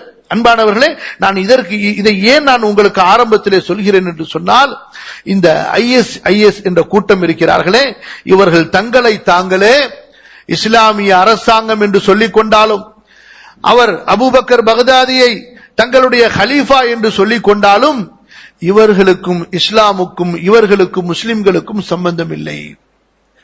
இவர்கள் முற்றிலுமாக தங்களுடைய ஆட்சி அதிகாரத்தை பிடிக்க வேண்டும் என்பதற்காக இஸ்லாமை இவர்கள் ஒரு பகடையாக, ஒரு விளம்பரமாக பயன்படுத்தக்கூடியவர்கள். சவுதி அரேபியாவினுடைய மூத்த ஃபத்வா குழு அறிஞர்கள் அவர்களுடைய தீர்ப்பு என்னவென்று சொன்னால், கண்டிப்பாக இவர்கள் இஸ்லாமிய மார்க்கத்தை சேர்ந்தவர்கள் அல்ல. இவர்கள் இஸ்லாமிய மார்க்கத்திற்குள் நுழைக்கப்பட்டவர்கள். இதற்குள் இஸ்லாமிய மார்க்கத்திற்குள் இவர்கள் நுழைக்கப்பட்டார்கள். இவர்கள் இஸ்லாமுக்கும் முஸ்லிம்களுக்கும் களங்கத்தை ஏற்படுத்தக்கூடியவர்கள். சவுதியினுடைய ஃபத்வா குழு இந்த அறிக்கையை முஸ்லிம்களுக்கு பகிரங்கமாக சொல்லுகிறது. இவர்கள் இஸ்லாமிய மார்க்கத்திற்குள் எதிரிகளுடைய சதி திட்டங்களால் உள்ளே நுழைக்கப்பட்டவர்கள். கண்டிப்பாக இவர்களுக்கும் இஸ்லாமிய மார்க்கத்திற்கும், இவர்கள் செய்யக்கூடிய செயலுக்கும் இஸ்லாமிய மார்க்கத்திற்கும் சம்பந்தம் இல்லை. கண்ணியத்திற்குரியவர்களே, அல்லாஹ்வுடைய இந்த மார்க்கம் என்பது ஒரு நடுநிலையான மார்க்கம், ஒரு நீதமான மார்க்கம், ஒரு நேர்மையான மார்க்கம், எதிரிகளிடத்திலும் எப்படி நடந்து கொள்ள வேண்டும் என்று சொல்லக்கூடிய மார்க்கம். அல்லாஹ்வுடைய தூதர் ஸல்லல்லாஹு அலைஹி வஸல்லம் மதீனாவிலே இருக்கும் பொழுது நடந்த சில நிகழ்வுகளை நீங்கள் பாருங்கள். சுமாமா இப்னு உசால், யமனை சேர்ந்தவர். இவர் யாரு? ரொம்ப பெரிய எதிரியா இருந்தவர். இவரை ரசூல் ஸல்லல்லாஹு அலைஹி வஸல்லம் உடைய அந்த ஒற்றர்கள் கைது செய்து மதீனாவிற்கு கொண்டு வந்து விடுகிறார்கள். இவர் ஏற்கனவே நபி தோழர்களில் சிலரை கொன்றவர். யமன் தேசத்திற்கு செல்லுகின்ற வழியிலே நபி தோழர்களில் சிலரை கொன்றவர். சஹாபாக்கள் இவரை கைது செஞ்சு கொண்டு வந்து உள்ளார வச்சுட்டாங்க, மதீனால கொண்டு வந்துட்டாங்க. நபி ஸல்லல்லாஹு அலைஹி வஸல்லம் இவரை மஸ்ஜித் நபவியில கட்டி போட சொன்னாங்க. கேட்டாங்க, சுமாமா என்ன யோசனைன்னு சொல்லிட்டு. அப்ப சுமாமா சொல்கிறார், அல்லாஹ்வுடைய தூதரே, நீங்கள் என்னை கொல்ல வேண்டும் என்றால் கொல்லலாம், ஏனென்றால் அந்த கொலை குற்றத்தினுடைய தண்டனையை நான் செய்திருக்கிறேன். நீங்கள் மன்னிக்க விரும்பினால் மன்னிக்கலாம். அல்லாஹ்வுடைய தூதர் ஸல்லல்லாஹு அலைஹி வஸல்லம் உடைய மஸ்ஜிதிலே 3 நாட்கள், எத்தனை நாட்கள்? 3 நாட்கள் இவர் கைது செய்யப்பட்டிருக்கிறார். இவர் யார்? ஒரு எதிரி, முஸ்லிம்களை கொன்றவர். இன்னும் அது மட்டுமல்ல, இவர் விடப்பட்டால் அடுத்து தன்னுடைய சமூகத்தை சேர்த்து கொண்டு மதீனாவிலே தாக்குதல் நடத்துவதற்கு கூட துணிவு கொண்ட ஒரு மனிதர், சமுதாயத்தினுடைய ஒரு தலைவர், எதிரிகளுடைய ஒரு தலைவர். 3 நாட்கள் ரசூல் ஸல்லல்லாஹு அலைஹி வஸல்லம் அவருக்கு உணவளிக்கிறார்கள், மஸ்ஜித் நபவியிலே வைத்திருக்கிறார்கள், அவருக்கு எல்லா விதமான உரிமைகளும் வழங்கப்படுகிறது. 3 நாள் கழித்ததற்கு பிறகு அல்லாஹ்வுடைய தூதர் ஸல்லல்லாஹு அலைஹி வஸல்லம் கேட்கிறார்கள், அதே பதிலை அவர் சொல்கிறார். என்ன பதிலை? கொல்ல விரும்பினால் கொல்லுங்கள், நீங்கள் விட விரும்பினால் அது உங்களது விருப்பம். அல்லாஹ்வுடைய தூதர் ஸல்லல்லாஹு அலைஹி வஸல்லம் அவர்கள் சொல்லுகின்றார்கள், அத்லிகூஹு, இவரை அவிழ்த்து விடுங்கள், இவரை அவிழ்த்து விடுங்கள். சஹாபாக்களுக்கு ஒன்னும் புரியல. யா ரசூலல்லாஹ், இது என்ன முடிவு? இது இவ்வளவு பெரிய ஒரு எதிரி கையில மாட்டிக்கிட்டாரு. ஆனால் நபி ஸல்லல்லாஹு அலைஹி வஸல்லம் உடைய கட்டளை அவிழ்த்து விடுங்கள், அவிழ்த்து விடுகிறார்கள். போயிட்டு கொஞ்ச நேரம் கழிச்சு சுமாமா வர்றார். ஆள் நல்லா குளிச்சு ஃப்ரெஷ்ஷா வர்றார். ரசூல் ஸல்லல்லாஹு அலைஹி வஸல்லம் பார்க்கறாங்க, என்னடா இது எதிரி, ஓடுனா விட்டா போதுன்னு ஓடணும், விட்டா ஆனா திரும்பி வருகிறாரு. நபி ஸல்லல்லாஹு அலைஹி வஸல்லம் அவர்களை பார்த்து சிரித்தவராக சொல்கிறார், அஷ்ஹது அன் லா இலாஹ இல்லல்லாஹ் வ அஷ்ஹது அன்ன முஹம்மதர் ரசூலுல்லாஹ் ஸல்லல்லாஹு அலைஹி வஸல்லம். யா ரசூலல்லாஹ், நான் சாட்சி சொல்கிறேன், வணக்கத்திற்குரிய இறைவன் அல்லாஹ்வை தவிர வேறு யாரும் இல்லை, முஹம்மது ஸல்லல்லாஹு அலைஹி வஸல்லம் அல்லாஹ்வுடைய தூதர் என்று. பாருங்கள். கேட்டார் சுமாமா, என்ன இது என்பதாக. அல்லாஹ்வுடைய தூதரே, நான் கைதியாக இருந்த நிலையில் உங்களை பார்த்தபோது, உங்களது தொழுகையை பார்த்தபோது, உங்களது குணத்தை பார்த்தபோது இஸ்லாம் எனது உள்ளத்திற்குள் வந்து விட்டது. ஆனால் நான் கைதியாக இருந்த நிலையில் நான் முஸ்லிமாக விரும்புகிறேன் என்று சொல்லி இருந்தால், தப்பிப்பதற்காக நான் இஸ்லாமிய மார்க்கத்திற்கு வருகிறேன் என்ற ஒரு பழிச்சொல் என் மீது ஏற்பட்டிருக்கும். உயிருக்கு பயந்து நான் முஸ்லிமாகிறேன் என்று சொல்லி இருக்கலாம், பேசுபவர்கள் பேசி இருக்கலாம். எனவே நான் சொல்ல விரும்பவில்லை, பொறுத்திருந்தேன், எதிர்பார்த்திருந்தேன். நீங்கள் எப்போது என்னை விடுதலை செய்தீர்களோ, எப்போது நான் சுதந்திரமாகிவிட்டேனோ, இப்போது என்னை யாரும் கேட்க முடியாது. நான் மனமுவந்து இஸ்லாமை ஏற்றும் இடத்திலே வந்திருக்கின்றேன், அல்லாஹ்வின் தூதரே ஸல்லல்லாஹு அலைஹி வஸல்லம். இது யாருடைய நிலைப்பாடு? ரசூலுல்லாஹி ஸல்லல்லாஹு அலைஹி வஸல்லம் அவர்களுடைய நிலைப்பாடு, நமக்கு அல்லாஹ்வுடைய தூதர் ஸல்லல்லாஹு அலைஹி வஸல்லம் சொல்லிக் கொடுத்த நிலைப்பாடு. கண்ணியத்திற்குரியவர்களே, இவர்களுடைய நிலைப்பாட்டை பார்த்தீர்களா? யார் இந்த தாயிஷ் என்று சொல்லுகின்ற இவர்களுடைய நிலைப்பாடு என்ன தெரியுமா? தங்களுடைய கூட்டத்தை சாராத மற்ற, அதாவது அந்த சிரியாவிலேயே அங்க உள்ள அரசாங்கத்திற்கு எதிராக போர் செய்யக்கூடிய மற்ற முஸ்லிம்கள் இருக்கிறார்கள் அல்லவா, அவர்களையே எதிரிகள் என்று கொள்ளக்கூடியவர்கள் இவர்கள். சமீபத்திலே இவர்களுடைய படையில் இருந்த 130 பேர்கள் இவருடைய படையிலிருந்து இவர்களுடைய அந்த செயல்பாடுகள் பிடிக்காததால் இவர்களுடைய படையிலிருந்து வெளியேறி சிரியாவுடைய மற்ற ஒரு படை ஜபஹத்து நஸ்ரா என்று சொல்லப்படும் அதிலே சேருவதற்காக சென்ற 130 பேரை பிடித்து அவர்களில் பலரை எரித்துக் கொள்கிறார்கள். அவர்களில் பலரை மாடியிலிருந்து தள்ளிக் கொள்கிறார்கள். பலரை தண்ணீரிலே மூழ்கடித்துக் கொள்கிறார்கள். பலரை கொதிக்கக்கூடிய தண்ணீரிலே போட்டுக் கொள்கிறார்கள். எப்படி? ரசூல் ஸல்லல்லாஹு அலைஹி வஸல்லம் எதிரியை கொல்றதா இருந்தா கூட அதுக்கு சில ஒழுக்கங்களை வைத்திருக்கிறார்கள். கொலை தண்டனையை நிறைவேற்றுவதாக இருந்தாலும் கூட அதற்கு ஒரு சட்டம் இருக்கிறது, அதற்கு ஒரு ஒழுங்குமுறை இருக்கிறது. அத்தனையை மீறி ஏன் அல்லாஹ்வுடைய தூதர் ஸல்லல்லாஹு அலைஹி வஸல்லம் சொன்னார்கள், நெருப்பால் வேதனை செய்யக்கூடாது அந்த நெருப்பை படைத்தவனை தவிர. இவர்களுடைய அந்த தண்டனைகளிலே ஒன்று என்ன தெரியுமா? முஸ்லிம்களை நான் சொல்லுகிறேன், இஸ்லாமியர்களை தங்களை ஆதரிக்கவில்லை என்ற காரணத்திற்காகவே இவர்கள் நெருப்பால் எரித்துக் கொண்டவர்கள் நூற்றுக்கணக்கானவர்கள். தங்களது இயக்கத்தை விட்டு சென்றவர்களை கொதிக்கக்கூடிய நெருப்பிலே கொதிக்கக்கூடிய அந்த தண்ணீரிலே போட்டு கொண்டவர்கள் ஏராளமான பேர். அந்த காலத்துல ஒரு மன்னன் இஸ்லாமுக்கு எதிராக இருந்தவன் சஹாபாக்கள்ல சில பேரை கொதிக்கக்கூடிய தண்ணீரில போட்டான்னு படிச்சிருக்கிறோம். ஆனா இவர்கள் யாரை போல் போடுகிறார்கள்? தங்களை ஆதரிக்காதவர்களையும் தங்களுடைய அந்த குழுவிலே இருந்து இவர்களுடைய கொள்கை பிடிக்கவில்லை என்பதற்காக விலகி செல்கின்றவர்களை, எந்த விதமான பாதிப்பும் ஏற்படுத்தாம வேணான்னு ஒதுங்கி போகக்கூடியவர்களை, அதாவது கொதிக்கக்கூடிய அண்டாவிலே அந்த நெருப்பு தண்ணீரிலே போட்டுக் கொள்ளக்கூடியவர்கள். அல்லாஹ் பாதுகாப்பானார். இன்னொரு சம்பவம் சொல்றேன், புகாரில உள்ள சம்பவம். ரசூலுல்லாஹி ஸல்லல்லாஹு அலைஹி வஸல்லம் அவர்கள் இந்த மார்க்கத்திற்கு எப்படிப்பட்ட ஒரு விசாலமான ஒரு மன்னிப்பின் வாசலை திறந்து வைத்தார்கள். ஒரு போருக்கு போயிட்டு வர்றாங்க ரசூல் ஸல்லல்லாஹு அலைஹி வஸல்லம், தூங்கிட்டு இருக்கிறாங்க. சஹாபாக்கெல்லாம் ஓரமா போய் தூங்குறாங்க. நபி ஸல்லல்லாஹு அலைஹி வஸல்லம் ஒரு மரத்துக்கு கீழே தூங்கிட்டு இருக்கிறாங்க. இவர்களை ஃபாலோ பண்ணி ஒருத்தர் வந்துகிட்டே இருந்தார். எதிரிகள் ஒருத்தர் ஃபாலோ பண்ணி வந்துகிட்டே இருந்தார். எல்லாம் அசந்து தூங்குறத பார்த்த உடனே சரி நெருக்கமா வந்து நபி ஸல்லல்லாஹு அலைஹி வஸல்லம் உடைய வாளு மரத்துக்கு மேல தொங்கிக்கிட்டு இருந்துச்சு. அந்த வாளை உருவிட்டார். அதனுடைய உரையிலிருந்து உருவி நேரா ரசூல் ஸல்லல்லாஹு அலைஹி வஸல்லம் உடைய கழுத்தை நோக்கி கூர்மையா அப்படியே குறி பார்த்துக்கிட்டு இருக்கிறார். அப்படி போட்டார்னா முடிச்சு, அவ்வளவுதான். அல்லாஹ் பாதுகாக்கணும். ரசூல் ஸல்லல்லாஹு அலைஹி வஸல்லம் அவர்களுக்கு அல்லாஹ் விழிப்பை தருகிறான். நபி ஸல்லல்லாஹு அலைஹி வஸல்லம் கண்ணை திறந்து பார்க்கறாங்க. எப்படி இருக்கும் காட்சி சொல்லுங்க பார்க்கலாம்.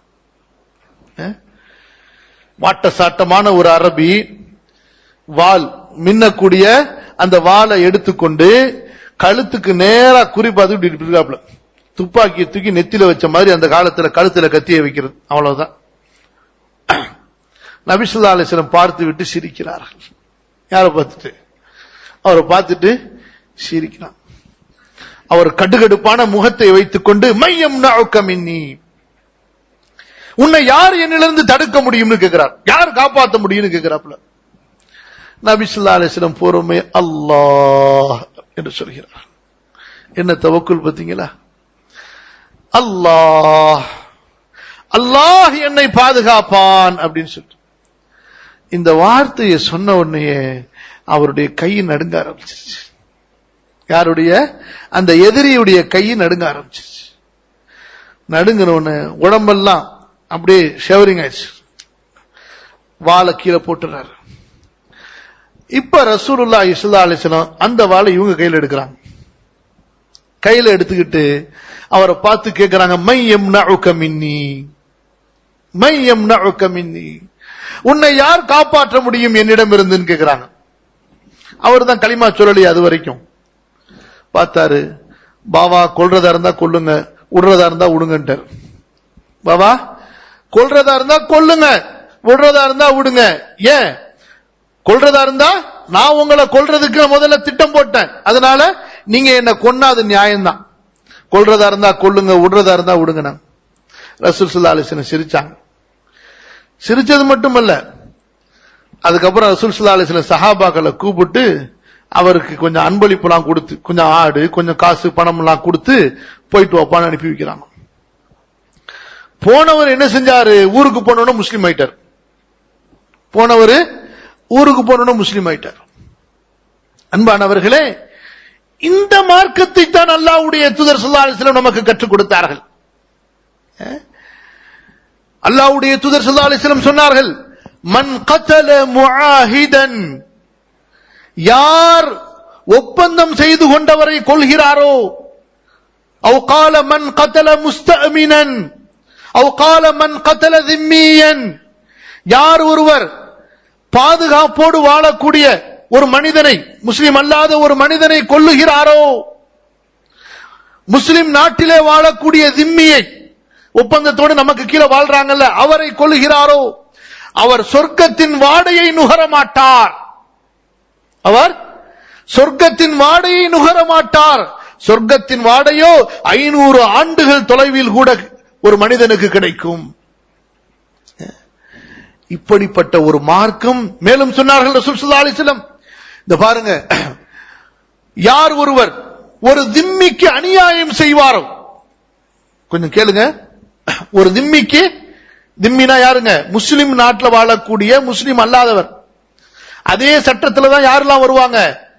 பொதுவாக இருக்கக்கூடிய நாடுகள்ல இணக்கமா எல்லாரும் சேர்ந்து வாழ்றாங்கல்ல, அவங்களும் அதுல தான் வருவாங்க. இங்க நல்லா கவனிங்க, அவருக்கு யாராவது தொந்தரவு அநியாயம் செய்தால் فأنا حجيجه يوم القيامة, நாளை மறுமை நாளிலே அவருக்கு ஆதரவாக நான் இந்த முஸ்லிம் இடத்திலே அல்லாஹ்விடத்திலே வாதாடுவேன் சொன்னான். நம்முடைய மார்க்கம் எத்தகைய மார்க்கம்? ஒரு காஃபிருக்கு அக்கிரமம் அநியாயம் ஒரு முஸ்லிம் செய்து விட்டால் நாளைக்கு ரசூல் ஸல்லல்லாஹு அலைஹி வஸல்லம் யாருக்கு ஆதரவா யாருக்கு பாதகமா மாறிடுவாங்க சொல்லுங்க?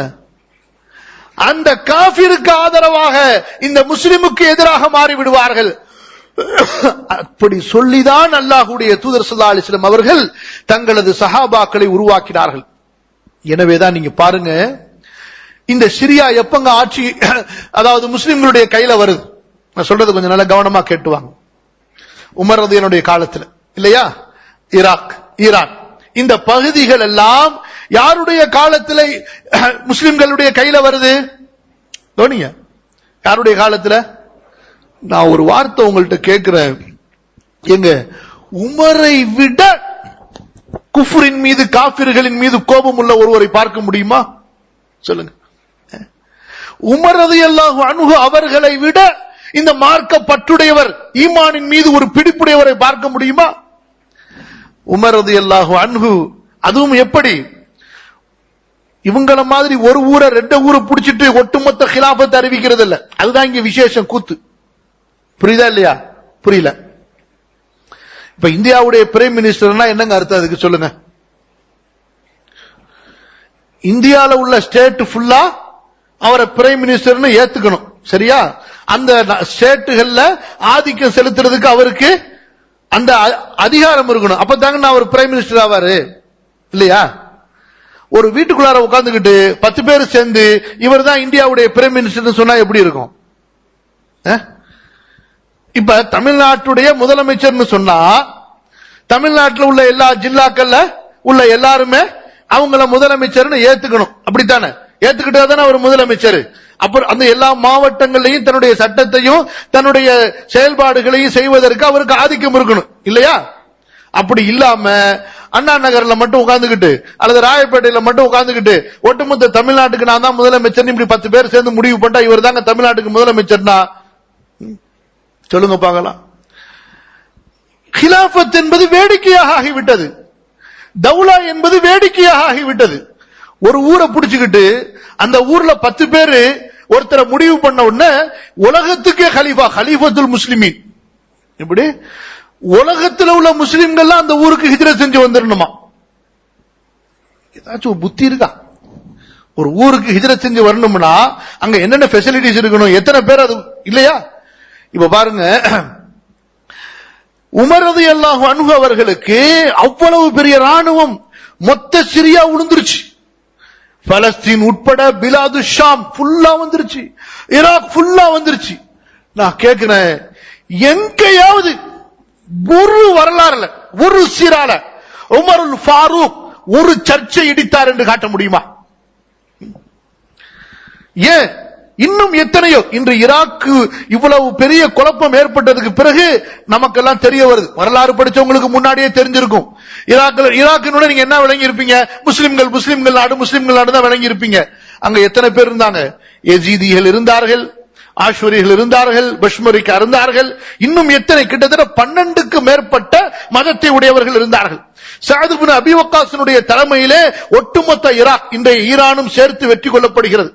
இவங்கள யாராவது ஒருத்தங்க எங்கேயாவது இவர்களுடைய வணக்கத்தலங்களையோ இவர்களுடைய எந்தவித மத வழிபாட்டு தலங்களையோ இடித்தார்கள் என்று வரலாற்றிலே ஒரு சம்பவம் பதிவு செய்யப்பட்டிருக்கா? இன்னும் ஒண்ணு உங்களுக்கு சொல்றேன் பாருங்க. உமர் ரலியல்லாஹு அன்ஹு சிரியாவுக்கு வர்றாங்க.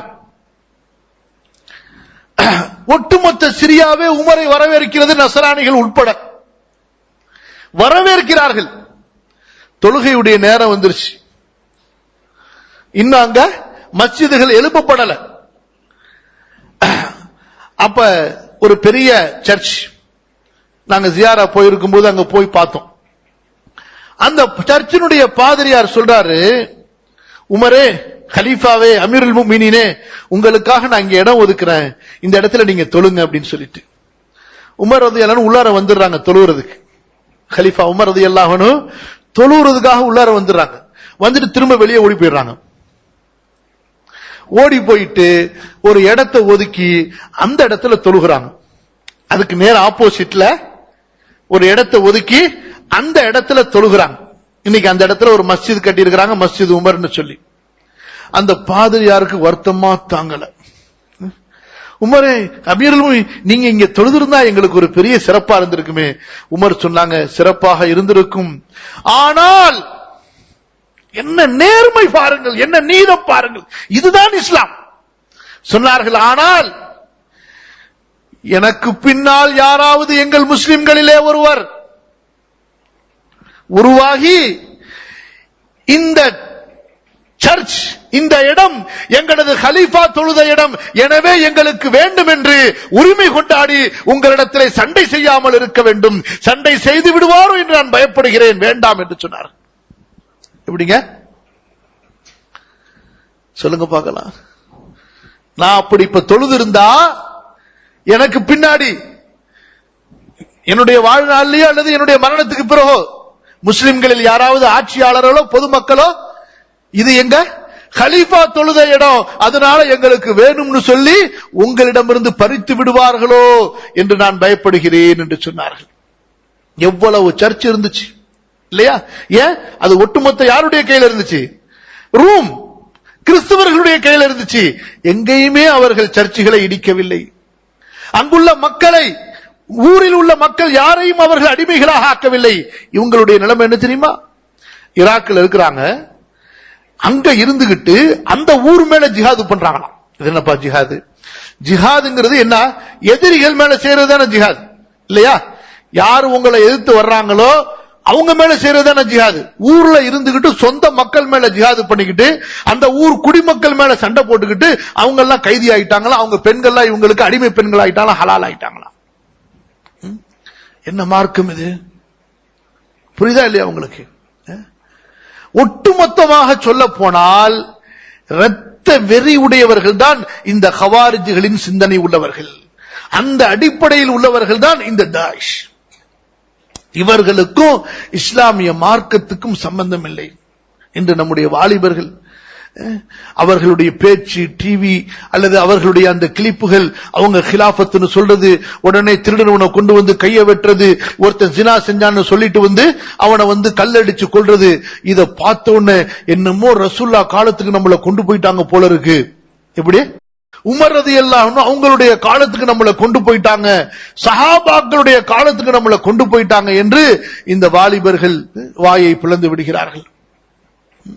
அன்பானவர்களே, இவர்களுடைய எந்த செயலுமே சரி, நிறைய விஷயங்கள் இருக்கு. இஸ்லாமிய மார்க்கத்திற்கும் அல்லாஹ்வுடைய சட்டத்திற்கும் சம்பந்தம் இல்லாத ஒன்று. அல்லாஹ்வுடைய தூதர் ஸல்லல்லாஹு அலைஹி வஸல்லம் இணக்கமான சுமூகமான உறவுகளை கொண்ட ஒரு தீனை போதிக்க வந்தார்கள். எப்படி மதீனாவில் ரசூல் ஸல்லல்லாஹு அலைஹி வஸல்லம் குடியேறிய போது யூதர்களோடு அதே மற்ற மக்களோடு சமாதான ஒப்பந்தங்களை செய்தார்கள். அதே போலதான் ரசூல் ஸல்லல்லாஹு அலைஹி வஸல்லம் உடைய கலீஃபாக்கள் சஹாபாக்கள் எத்தனை நாடுகளை கைப்பற்றினார்கள். அங்கு உள்ள எல்லா மக்களோடும் சமாதான ஒப்பந்தம், அவர்களுடைய ஹக்குகள், அவர்களுடைய உரிமைகள் கொடுக்கப்பட்டு முழுமையாக ஒரு நீதமான நேர்மையான ஒரு ஆட்சியை உருவாக்கினார்கள். எந்த அளவுக்கு என்று சொன்னால், ஈரான்ல அந்த ருஸ்தும் பாரசீக மன்னர் இருந்தாங்கல்ல, கிஸ்ரா, அவர்கள் பின்னாடி ஒதுங்கி போய் தங்களுடைய படைபலங்களை வைத்து சில கிராமங்களை திரும்ப மீட்டெடுப்பதற்காக அவர்கள் யுத்தம் செய்கிறார்கள்.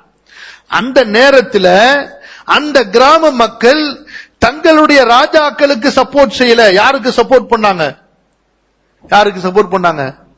யாருக்குங்க? முஸ்லிம்களுடைய ஆட்சியாளர்களுக்கு சப்போர்ட் பண்ணார்கள். தங்களை ஆண்டு கொண்டிருந்த முஸ்லிம்களுக்கு ஆதரவு தெரிவித்தார்கள், அவர்களுக்கு துணையாக நின்றார்கள். உண்மையிலே எப்படி நடந்திருக்கணும்? இவங்களெல்லாம் நமது ஊரை ஆக்கிரமித்தவர்கள், நமது ஊரை கைப்பற்றியவர்கள், நமது ராஜாங்கத்தை வீழ்த்தியவர்கள் என்று என்ன செஞ்சிருக்கணும்? தங்களுடைய நாட்டு மன்னருக்கு சப்போர்ட்டாக, இவர்களுக்கு எதிராக சதி திட்டங்கள் அல்லவா தீட்டி இருக்கணும். ஆனா நடந்தது என்ன?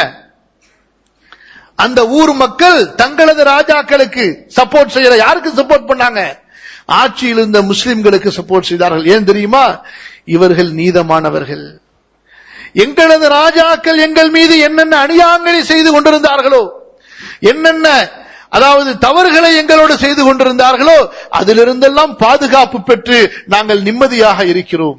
எங்களுடைய உடல், பொருள், உயிர், குடும்பம் பாதுகாப்பாக இருக்கிறது என்று எதிரிகளை, அதாவது எதிரிகளுடைய நாட்டில் இருந்த அந்த மக்களுக்கு அவ்வளவு பெரிய ஒரு பாதுகாப்பை, ஒரு நம்பிக்கை உணர்வை அல்லாஹ்வுடைய இந்த மார்க்கம் கொடுத்தது. இந்த மார்க்கத்தை பின்பற்றிய மூத்த தலைமுறையினர், அந்த சஹாபாக்கள், அந்த கலீஃபாக்கள், பின்னால் வந்த மன்னர்கள் கொடுத்தார்கள். இல்லையா?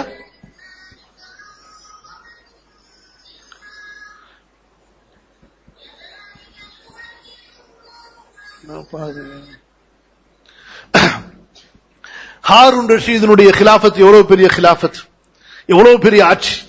இஸ்லாமிய ஆட்சி அரசாங்கத்திலே மிகப்பெரிய ஒரு வல்லரசாக திகழ்ந்தவர்கள்.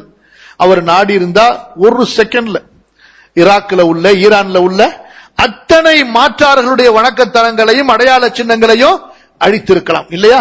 ஏனென்றால் எதிர்ப்பவர் யாரும் இல்லை. செஞ்சாங்களா? செய்யக்கூடாது. அப்படித்தான் கற்றுக் கொடுக்கப்பட்டிருக்கிறோம். ஆனா பாருங்க, இவர்கள் வந்த சில நாள்ல ஒட்டுமொத்த ஈராக் சின்னாபின்னமாக்கப்படுகிறது. மாற்றார்களுடைய மத வணக்கஸ்தலங்கள் நீர்மூலமாக்கப்படுகின்றன. வரலாற்று சின்னங்கள் எதெல்லாம் விட்டு விட்டாங்க. ஏன் இதே அந்த இப்ப இவங்க அடிச்சு உடைக்கிறாங்களே, இதெல்லாம் உமரதுடைய காலத்தில் இருந்ததா இல்லையா சொல்லுங்க? புதுசா கட்டினதா? 2000 வருஷத்துக்கு முன்னாடி, 4000 வருஷத்துக்கு முன்னாடி உள்ளது. சஹாபாக்கள் ஏன் அதெல்லாம் கை வைக்கல? நமக்கு தேவையில்லை. அது அவர்களுடைய செயல்பாடுகளை செய்கிறார்கள், நமக்கு தேவையில்லை. அவற்றையெல்லாம் அடித்து உடைத்து சின்னாபின்னமாக்கி, அவர்களை எல்லாம் கைதிகளாக்கி, அவருடைய பெண்களை எல்லாம் அடிமை பெண்களாக்கி எப்படி கொண்டு போயிட்டாங்க? அவர்களை அதாவது கடை தெருவில் கொண்டு வந்து விற்கிறாங்க. எப்படி? தங்களுடைய அந்த போராளிகளுக்கு, அந்த பெண்களோடு எல்லா விதமான அந்த இச்சையான செயல்பாடுகளையும் ஹலாலாக்கி கொடுக்கின்றார்கள். ரசூல் ஸல்லல்லாஹு அலைஹி வஸல்லம் அடிமையா இருந்தாலும் கூட அந்த அடிமைக்கு அளவுகோல் வச்சிருக்கிறாங்க. பாருங்க, இதே ஹவாரிஜிகளிடத்துல அலி ரலியல்லாஹு அன்ஹு போர் செஞ்சாங்க. இல்லையா? புரியுதா இல்லையா?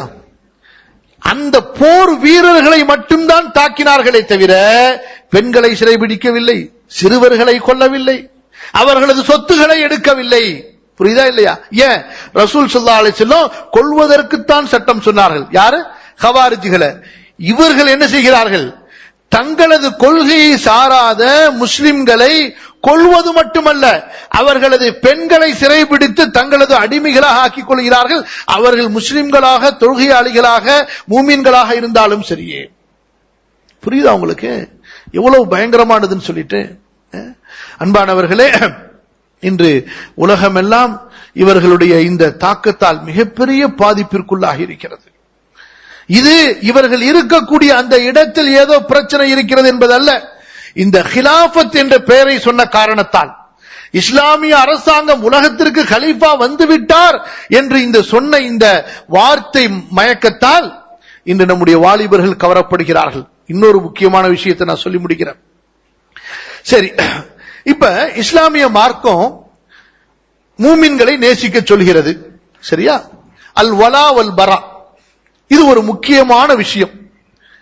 இந்த அல் வலா வல் பரா, அதாவது சேர்ந்து வாழ்வது விலகி வாழ்வது, இந்த ஒரு கான்செப்டை தவறாக போதித்துத்தான் முஸ்லிம் வாலிபர்களை இவர்கள் தங்களது வலையில் சிக்க வைப்பது. புரியுதா இல்லையா? எப்படி பாருங்க, காபிர்கள், அதாவது ரசூல் ஸல்லல்லாஹு அலைஹி வஸல்லம் உடைய காலத்தில் மக்காவுடைய காபிர்கள் விஷயத்தில் இறக்கப்பட்ட வசனங்கள், புரியுதா இல்லையா? ரசூல் ஸல்லல்லாஹு அலைஹி வஸல்லம் உடைய காலத்தில் மக்காவுடைய காபிர்கள் விஷயத்தில் இறக்கப்பட்ட வசனங்கள். அப்ப அந்த மாதிரி வசனங்கள் யார் விஷயத்தில் பொருந்தும்? யாரெல்லாம் அந்த ஒரு அக்லாக்ல இருக்கிறாங்களோ. எந்த ஒரு அக்லாக்ல? மக்காவை சேர்ந்த காபிர்கள் ரசூலுல்லாவோடு எப்படி நடந்து கொண்டார்களோ அது போன்று முஸ்லிம்களோடு காபிர்கள் யாராவது நடந்து கொண்டால், புரியுதா இல்லையா, அப்போது அந்த காபிர்களை விட்டு விலகி இருங்கள். புரியுதா? அவர்களுக்கு உதவக்கூடியவர்களை விட்டு விலகி இருங்கள். புரியுதா இல்லையா? அந்த சட்டத்தை இவர்கள் யார் மீதெல்லாம் திணிக்கிறார்கள்? எல்லா காபிர்களை விட்டும். எப்படி? எல்லா காபிர்களை விட்டும் விலகி இருக்க வேண்டும். நான் கேட்கிறேன், இது மார்க்கத்தை தெரிந்த சாதாரண அடிப்படை அறிவு கூட, அடிப்படை அறிவு இருப்பவன் கூட சொல்ல மாட்டான். சொல்லுங்க பார்க்கலாம். எல்லா காபிரை விட்டு விலகி இருக்கணும்னா ஏன் ரசூல் ஸல்லல்லாஹு அலைஹி வஸல்லம் முதல் ஹிஜ்ரத்தை ஹபஷாக்கு செய்ய சொல்றாங்க? சொல்லுங்க. புரியல நான் கேட்கிறது உங்களுக்கு. காபிர்களையே பார்க்க கூடாது, அவங்க கிட்டக்கையே போக கூடாது. இப்படி அவங்களோட எதுவுமே உறவே வச்சுக்க கூடாது, எல்லா காபிர்களையும் கொல்லணும். இதுதான் நீ விளங்கினபடி இஸ்லாமா இருந்திருந்தால், முட்டாள்களை எங்கே இஸ்லாம் இருக்கிறது? அப்படி இருந்திருந்தால் ரசூல் ஸல்லல்லாஹு அலைஹி வஸல்லம் ஹபஷாக்கு அனுப்பியிருப்பாங்களா? சொல்லுங்க, சொல்லுங்க. நான் கேட்கறது புரியல. ஹபஷா பேட்ட முஸ்லிம் நாடா இருந்துச்சா? ஒட்டுமொத்த கிறிஸ்துவ நாடா இருந்துச்சு. சிலுவையை வணங்கக்கூடியவர்களா இருந்தார்கள். ஈசா இப்னு மரியமை அல்லாஹ்வுடைய குழந்தை என்று சொல்பவர்களாக இருந்தார்கள். அங்க போய் இருங்கன்னு சொன்னாங்க இல்லையா? அல்லாஹ் குர்ஆன்ல சொல்லும் பொழுது கூட, இன்ன அர்தி வாசிஅத்துன், எனது பூமி விசாலமானது, நீங்கள் என்று சென்றாலும் ஃபய்யாய ஃபஅபுதுன், என்னை வணங்குங்கள் என்று அல்லாஹ் சொன்னான். முஸ்லிம் நாட்டில் போய் வணங்குங்கன்னு அல்லாஹ் சொல்லல. எங்கே என்னை வணங்க முடிகிறதோ அங்கே வணங்குங்கள் என்று அல்லாஹ் சொன்னான். புரியுதா இல்லையா? எங்கே அல்லாஹ்வுடைய வணக்க வழிபாடுகளுக்கு தடை இல்லையோ அந்த இடத்தை விட்டு ஹிஜ்ரத் இல்லை. எங்கே அல்லாஹ்வுடைய வணக்க வழிபாடுகளுக்கு தடை இல்லையோ, முஸ்லிம்கள் வணக்க வழிபாடுகளை நிறைவேற்றுவதற்கு தடை இல்லையோ, அங்கே முஸ்லிம்கள் சண்டை சச்சரவுகள் செய்யக்கூடாது. இதைத்தான் அல்லாஹ்வுடைய தூதர் ஸல்லல்லாஹு அலைஹி வஸல்லம் போதித்தார்கள். புரியுதா இல்லையா? அதே போல இன்னும் எத்தனையோ சம்பவங்கள் பாருங்க. ரசூல் ஸல்லல்லாஹு அலைஹி வஸல்லம் அவங்களிடத்துக்கு ஒரு அன்பளிப்பு வருதுங்க. புரியுதா இல்லையா? நபி ஸல்லல்லாஹு அலைஹி வஸல்லம் அந்த அன்பளிப்பு உமர் ரலியல்லாஹு அன்ஹு அவங்களுக்கு கொடுக்கறாங்க. உமர் ரலியல்லாஹு அன்ஹு சொன்னாங்க, யா ரசூலல்லாஹ், இது பட்டு துணி, கொஞ்ச நேரத்துக்கு முன்னாடி தான் நீங்க சொன்னீங்க இந்த துணியை உடுத்த கூடாதுன்னு சொன்னீங்க, சரியா? இப்ப நீங்க எனக்கு இதையே, நீங்களே இதை எனக்கு அன்பளிப்பா தரீங்களே, புகாரில உள்ள அறிவிப்பு, என்ன யா ரசூலல்லாஹ்னு சொல்லிட்டு. அப்ப ரசூல் ஸல்லல்லாஹு அலைஹி வஸல்லம் சொல்றாங்க, உமரே, நான் இதை நீ அணிய வேண்டும் என்று கொடுக்கவில்லை, அன்பளிப்பா உனக்கு இது ஒரு பொருளை கொடுத்த. பட்டு என்பது ஒரு பொருள், ஹலாலான பொருள், பெண்கள் அணியலாம். முஸ்லிம்களாகிய நமக்கு, நம்முடைய ஆண்களுக்கு ஹராம். இது உன் விருப்பம், நீ இதை அணியக்கூடாது, ஆண்கள் அணியக்கூடாது, பெண்களுக்கு கொடுக்கலாம். அப்ப கேக்குறாங்க, யா ரசூலல்லாஹ், மக்கால எனக்கு ஒரு தம்பி இருக்காரு, முஷ்ரிக், இன்னும் முஸ்லிம் ஆளு, அவருக்கு நான் இதை அன்பளிப்பா அனுப்பட்டுமான்? தாராளமா அனுப்புனாங்க. இந்த ஆடையை இங்கிருந்து ஒருவர் மூலமா இந்த ஒரே ஒரு Dress எடுத்துக்கிட்டு, இப்படி இந்த ஒரே ஒரு Dress எடுத்து ஒருத்தட்ட கொடுத்து தன்னுடைய இரத்த உறவு தன்னுடைய தம்பிக்கு அன்பளிப்பா கொடுத்து விடுறாங்க. யாரு யாருங்க சொல்லுங்க பார்க்கலாம். என்ன விளங்குறோம் இதுல இருந்து? முஷ்ரிக், முஷ்ரிக், காஃபிர், கொல்லு. இதா மார்க்கம்? அமெரிக்கா, எல்லா அமெரிக்காவும் கொன்னுடு. இவங்க சட்டம் என்ன தெரியுமா? பயங்கரமானது. எப்படி தெரியுமா? அதாவது அமெரிக்கா, அதாவது இந்த ஈராக்ல அமெரிக்காவுடைய ஜெயில் இருக்குல்ல, முஸ்லிம்களை பிடிச்சு வச்சிருக்காங்கல்ல முன்னாடி, அதாவது சத்தாமுடைய ஆட்சியில இருந்து மிலிட்டரிய மத்தபடி அந்த சிறைச்சாலையிலிருந்து ஒருத்தர் வெளியே வந்து அவரையும் கொண்டு வரணுமா? அவன் அதுக்கு பேசாம அங்கே இருந்திருப்பான். இப்படி புரியுதா உங்களுக்கு? என்னன்னு சொன்னா, அவன் அந்த சிறைச்சாலையை விட்டு வெளியே வர்றான்னு சொன்னா கண்டிப்பா அவனுக்கும் அந்த கிறிஸ்தவர்களுக்கும் அந்த காஃபிர் கூட்டுப்படைகளுக்கு மத்தியில ஏதோ ஒரு இணக்கமாகி ரெண்டு பேரும் ஒரு திட்டம் போட்டுக்கிறாங்க. எனக்கு நீ ஸ்பை ஆயிரு, தன்னுடைய நீ எங்களுக்கு சாதகமா நீ நடந்துக்கணும் அப்படின்னு அக்ரிமெண்ட் செஞ்சு கொடுக்காம இவன் வெளியே வந்திருக்க முடியாது. அதனால வெளியே வர்றவனெல்லாம் போட்டு இந்த மாதிரி ஒருத்தர் ரெண்டு பேர் அல்ல, ஆயிரக்கணக்கானவர்களை கொண்டிருக்கிறார்கள். யாருங்க அவங்க வெளி விடுறாங்க பாத்தீங்களா? ஒரு 2 வருஷம் 3 வருஷம் கழிச்சிட்டு பிரச்சனை இல்லாதவன் விடுறாங்க பாருங்க. வெளியே வந்து இவன் போட்டு தள்ளிடுவான். என்னடா அறிவு இது? என்ன மார்க்கம் இது? எந்த வகையிலுமே அல்லாஹுடைய தீனோடு சம்பந்தம் இல்லாத ஒரு கூட்டம். இவர்களுடைய விஷயங்கள் நிறைய இருக்கு, சொல்றதுக்கு எக்கச்சக்கமா இருக்கு. அல்லாஹ் பாதுகாப்பானாக. இந்த சிந்தனை முழுமையாக ஹுரூஜ் கவாரிஜிகளுடைய சிந்தனை. அல் வலா வல் பரா, நாம் சேர்ந்திருக்க வேண்டும், நாம் பிரிந்திருக்க வேண்டும்.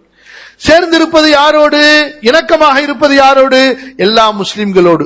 முஸ்லிம்களோடு இணக்கமாக இருப்பவர்கள் எல்லோரோடும் நாம் சேர்ந்திருக்க வேண்டும். 2 விஷயம் இருக்கு.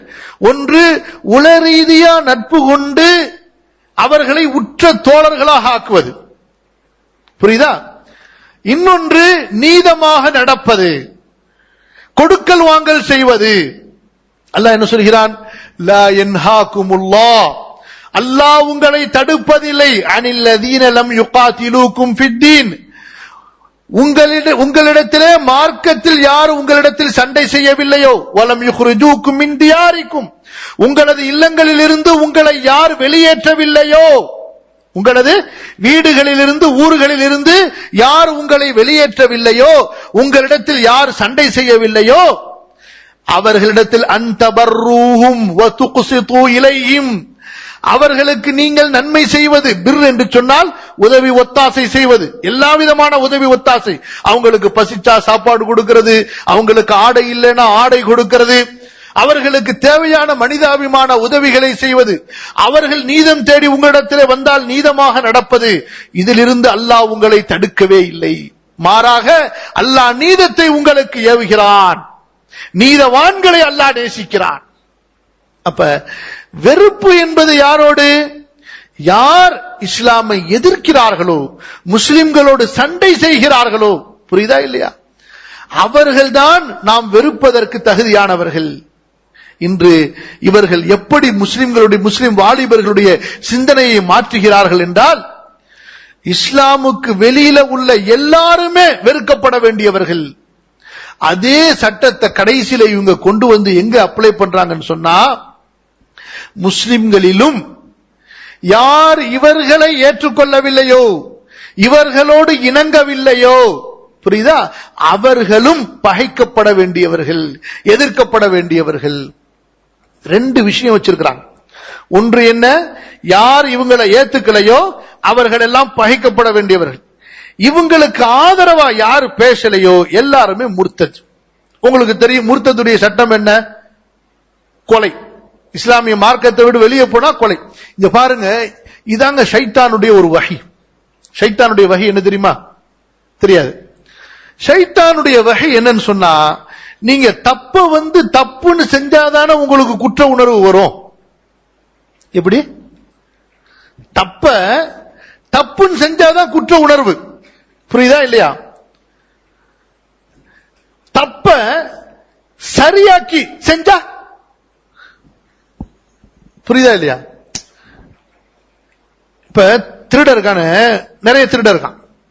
அதுல ஒரு திருட என்ன சொல்றான்னு சொன்னா, நான் எனக்கா திருடுறேன், ஏழைகளுக்கு கொடுக்கறதுக்கு திருடுறேன் அப்படிங்கிறான். எப்படி? இல்லாதப்பட்டவங்களுக்கு உதவி செய்யறதுக்கு திருடுறேங்கிறான். நான் என்ன ஏழைங்கள்ட்ட திருடுனா, பணக்காரன்ட்ட தானே திருடுனேங்கிறான். நான் என்ன கொள்ளையடிச்சேன், யார்கிட்ட பேங்க்ல தானே கொள்ளையடிச்சேன், நான் அது ஏழைகளுக்கு தானே கொடுக்க போறேங்கிறான். புரியுதா? தவறு. அந்த தவறுக்கு என்ன செய்கிறார்கள்? ஒரு சரிகாணுதல், அதை போட்டு அந்த தவறை சரியாக்கி விடுவது. அப்ப ஒரு உயிரை கொல்வது என்பது பயங்கரமான குற்றம். அல்லாஹ்வுடைய மார்க்கத்தில் ஒரு உயிரை கொல்வது மிக பயங்கரமான குற்றம். வலா தக்துரு நஃப்ஸல்லதி ஹர்ரமல்லாஹு இல்லா பில் ஹக். அல்லாஹ் புனிதமாக்கிய உயிரை கொல்லாதீர்கள் அதற்குரிய ஹக் இல்லாமல். இப்ப கொல்லணும், இவங்களுடைய திட்டம் என்ன? கொல்லணும். அதுக்கு பாக்குறாங்க மார்க்கத்தில் இப்ப என்ன வழி இருக்குது? முர்த்தத கொல்லலான்னு இருக்கு. இன்னொன்னு, யார் எதிரிகளுக்கு நம்முடைய ரகசியங்களை சொல்லுவாங்களோ, எதிரிகளுக்கு நம்முடைய ரகசியங்களை கொள்வார்களோ, ரகசியங்களை சொல்வார்களோ, அவர்களை இஸ்லாமிய அரசாங்கம் அந்த குற்றம் உறுதியாயிட்டா அவங்கள கொல்லலான் இருக்கு. முடிஞ்சு போச்சு. ரெண்டு காரணம் கிடைச்சிருச்சு. புரியுதா இல்லையா? என்ன ரெண்டு காரணம்? ஒன்னு முர்த்ததுன்னு சொல்றது, இன்னொன்னு நமக்கு எதிரா, முஸ்லிம்களுக்கு எதிரா காபிர்களுக்கு சாதகமா நம்முடைய ரகசியங்களை சொல்லக்கூடியவங்க, நம்முடைய விஷயங்களை மற்றவங்களுக்கு எதிரிகளுக்கு சொல்லக்கூடியவங்க. முடிஞ்சு போச்சு. இந்த ரெண்டு தாங்க இவங்களுடைய தீர்ப்பு. யாரா இருந்தாலும் சரி, எத்தனை முஸ்லீமா இருந்தாலும் சரி, சமீபத்திலேயே நூற்றுக்கணக்கான முஸ்லிம்களை இந்த காரணங்களை சொல்லிக் கொண்டிருக்கிறார்கள்.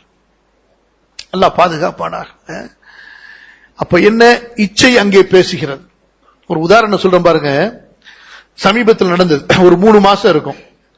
ஒரு மஸ்ஜிதுடைய இமாம், இவங்க கைப்பற்றின இடத்துல உள்ள மஸ்ஜிதுடைய இமாம்கிட்ட வர்றாங்க. அவர்கிட்ட சொல்றாங்க, அவர் ஒரு இமாம், ஒரு சின்ன கிராமத்தில் உள்ள ஒரு இமாம், அறிவிப்பு செய்ய சொல்றாங்க. இந்த ஊர்ல உள்ள வாலிபர்கள் எல்லாம் அந்த இயக்கத்துல சேர சொல்லி, சேரலன்னு சொன்னா அதெல்லாம் இர்திதாதுடைய ஹுக்கும்ல வரும் அப்படின்னு சொல்லிட்டு சில சட்டங்களை சொல்றாப்ல, இதை நீங்க பிரகடனப்படுத்தணும் அப்படின்னு சொல்லிட்டு அந்த இமாம் சொல்றாரு, எப்ப நான் ஒரு சாதாரண இமாம், கிராமத்தில் இருப்பாங்கல்ல, எனக்கு நான் ஒன்னும் மார்க்கத்தை ஒன்னும் அவ்வளவு படிக்கல, இந்த மாதிரி சட்டம் தீர்ப்புலாம் என்னால சொல்ல முடியாது, அது பெரிய முஃப்திகளுடைய வேலை, பெரிய காதிகளுடைய வேலை, எனக்கு அது சொல்றதுக்கு தகுதி இல்லைங்கிறாரு. முடிஞ்சு போச்சு, அவ்வளவுதான். ஹலாஸ், முடிஞ்சிருச்சு, அவ்வளவுதான். உடனே அவர் கைது செய்யப்படுறார். யாருங்க? முஸ்லிம்களுக்கு மஸ்ஜிதிலே தொழுகை நடத்தக்கூடியவர். நீங்க சொல்லக்கூடிய இந்த தீர்ப்பை சொல்றதுக்கு எனக்கு தகுதி இல்லை, அதுக்கு ரொம்ப படிச்சிருக்கணும், காதியா இருக்கணும், முஃப்தியா இருக்கணுங்கிறாரு.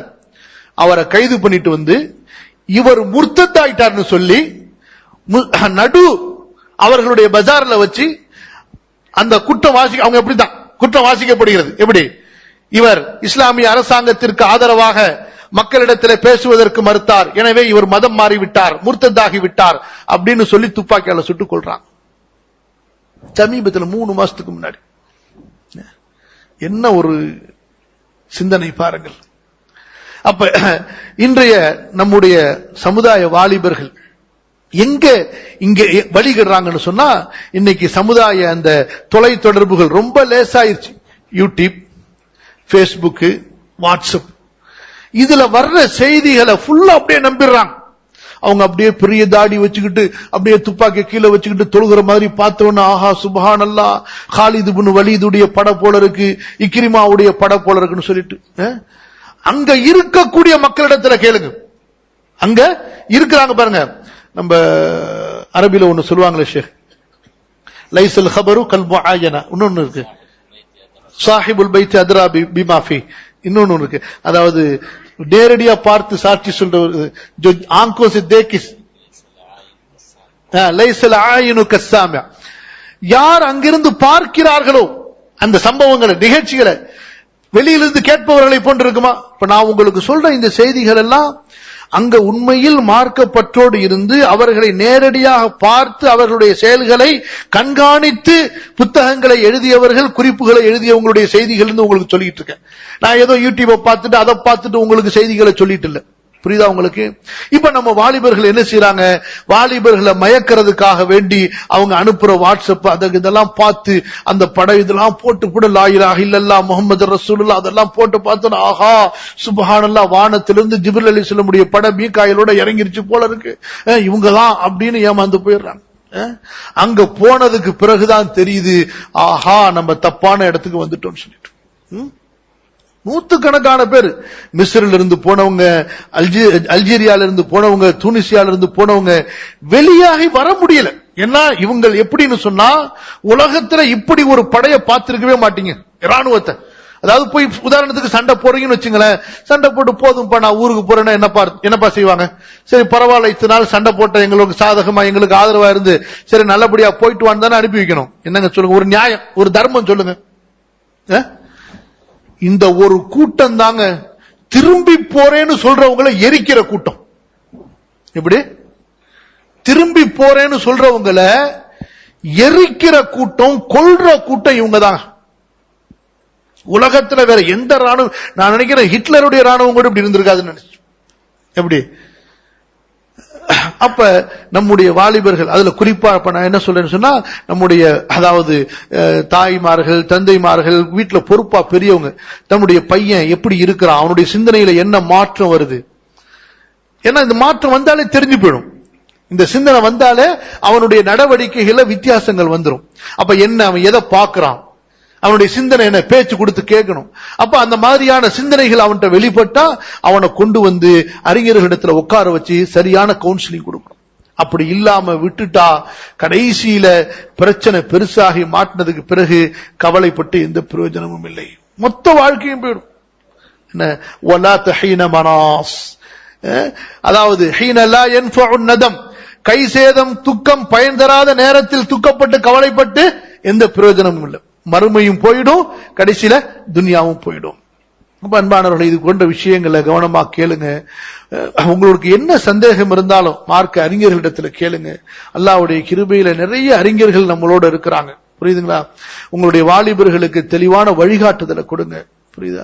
மார்க்க விஷயத்துல என்ன சந்தேகங்கள் வந்தாலும் அதை நம்முடைய மூத்த அறிஞர்களிடத்துல கொண்டு போய் அவர்கள் என்ன சொல்கிறார்களோ அதை கேட்டு நம்ம திருப்தி அடையணும். அல்லாஹ் சுப்ஹானஹு வ தஆலா எனக்கும் உங்களுக்கும் நேரான சிந்தனையும் நேரான வழியையும் அல்லாஹ்வுடைய மார்க்கத்தில் நிலைத்திருந்து தவறான கொள்கைகள், தவறான வழிகாட்டுதல், தவறான புரியுதல் அனைத்திலிருந்தும் பாதுகாப்பானாக.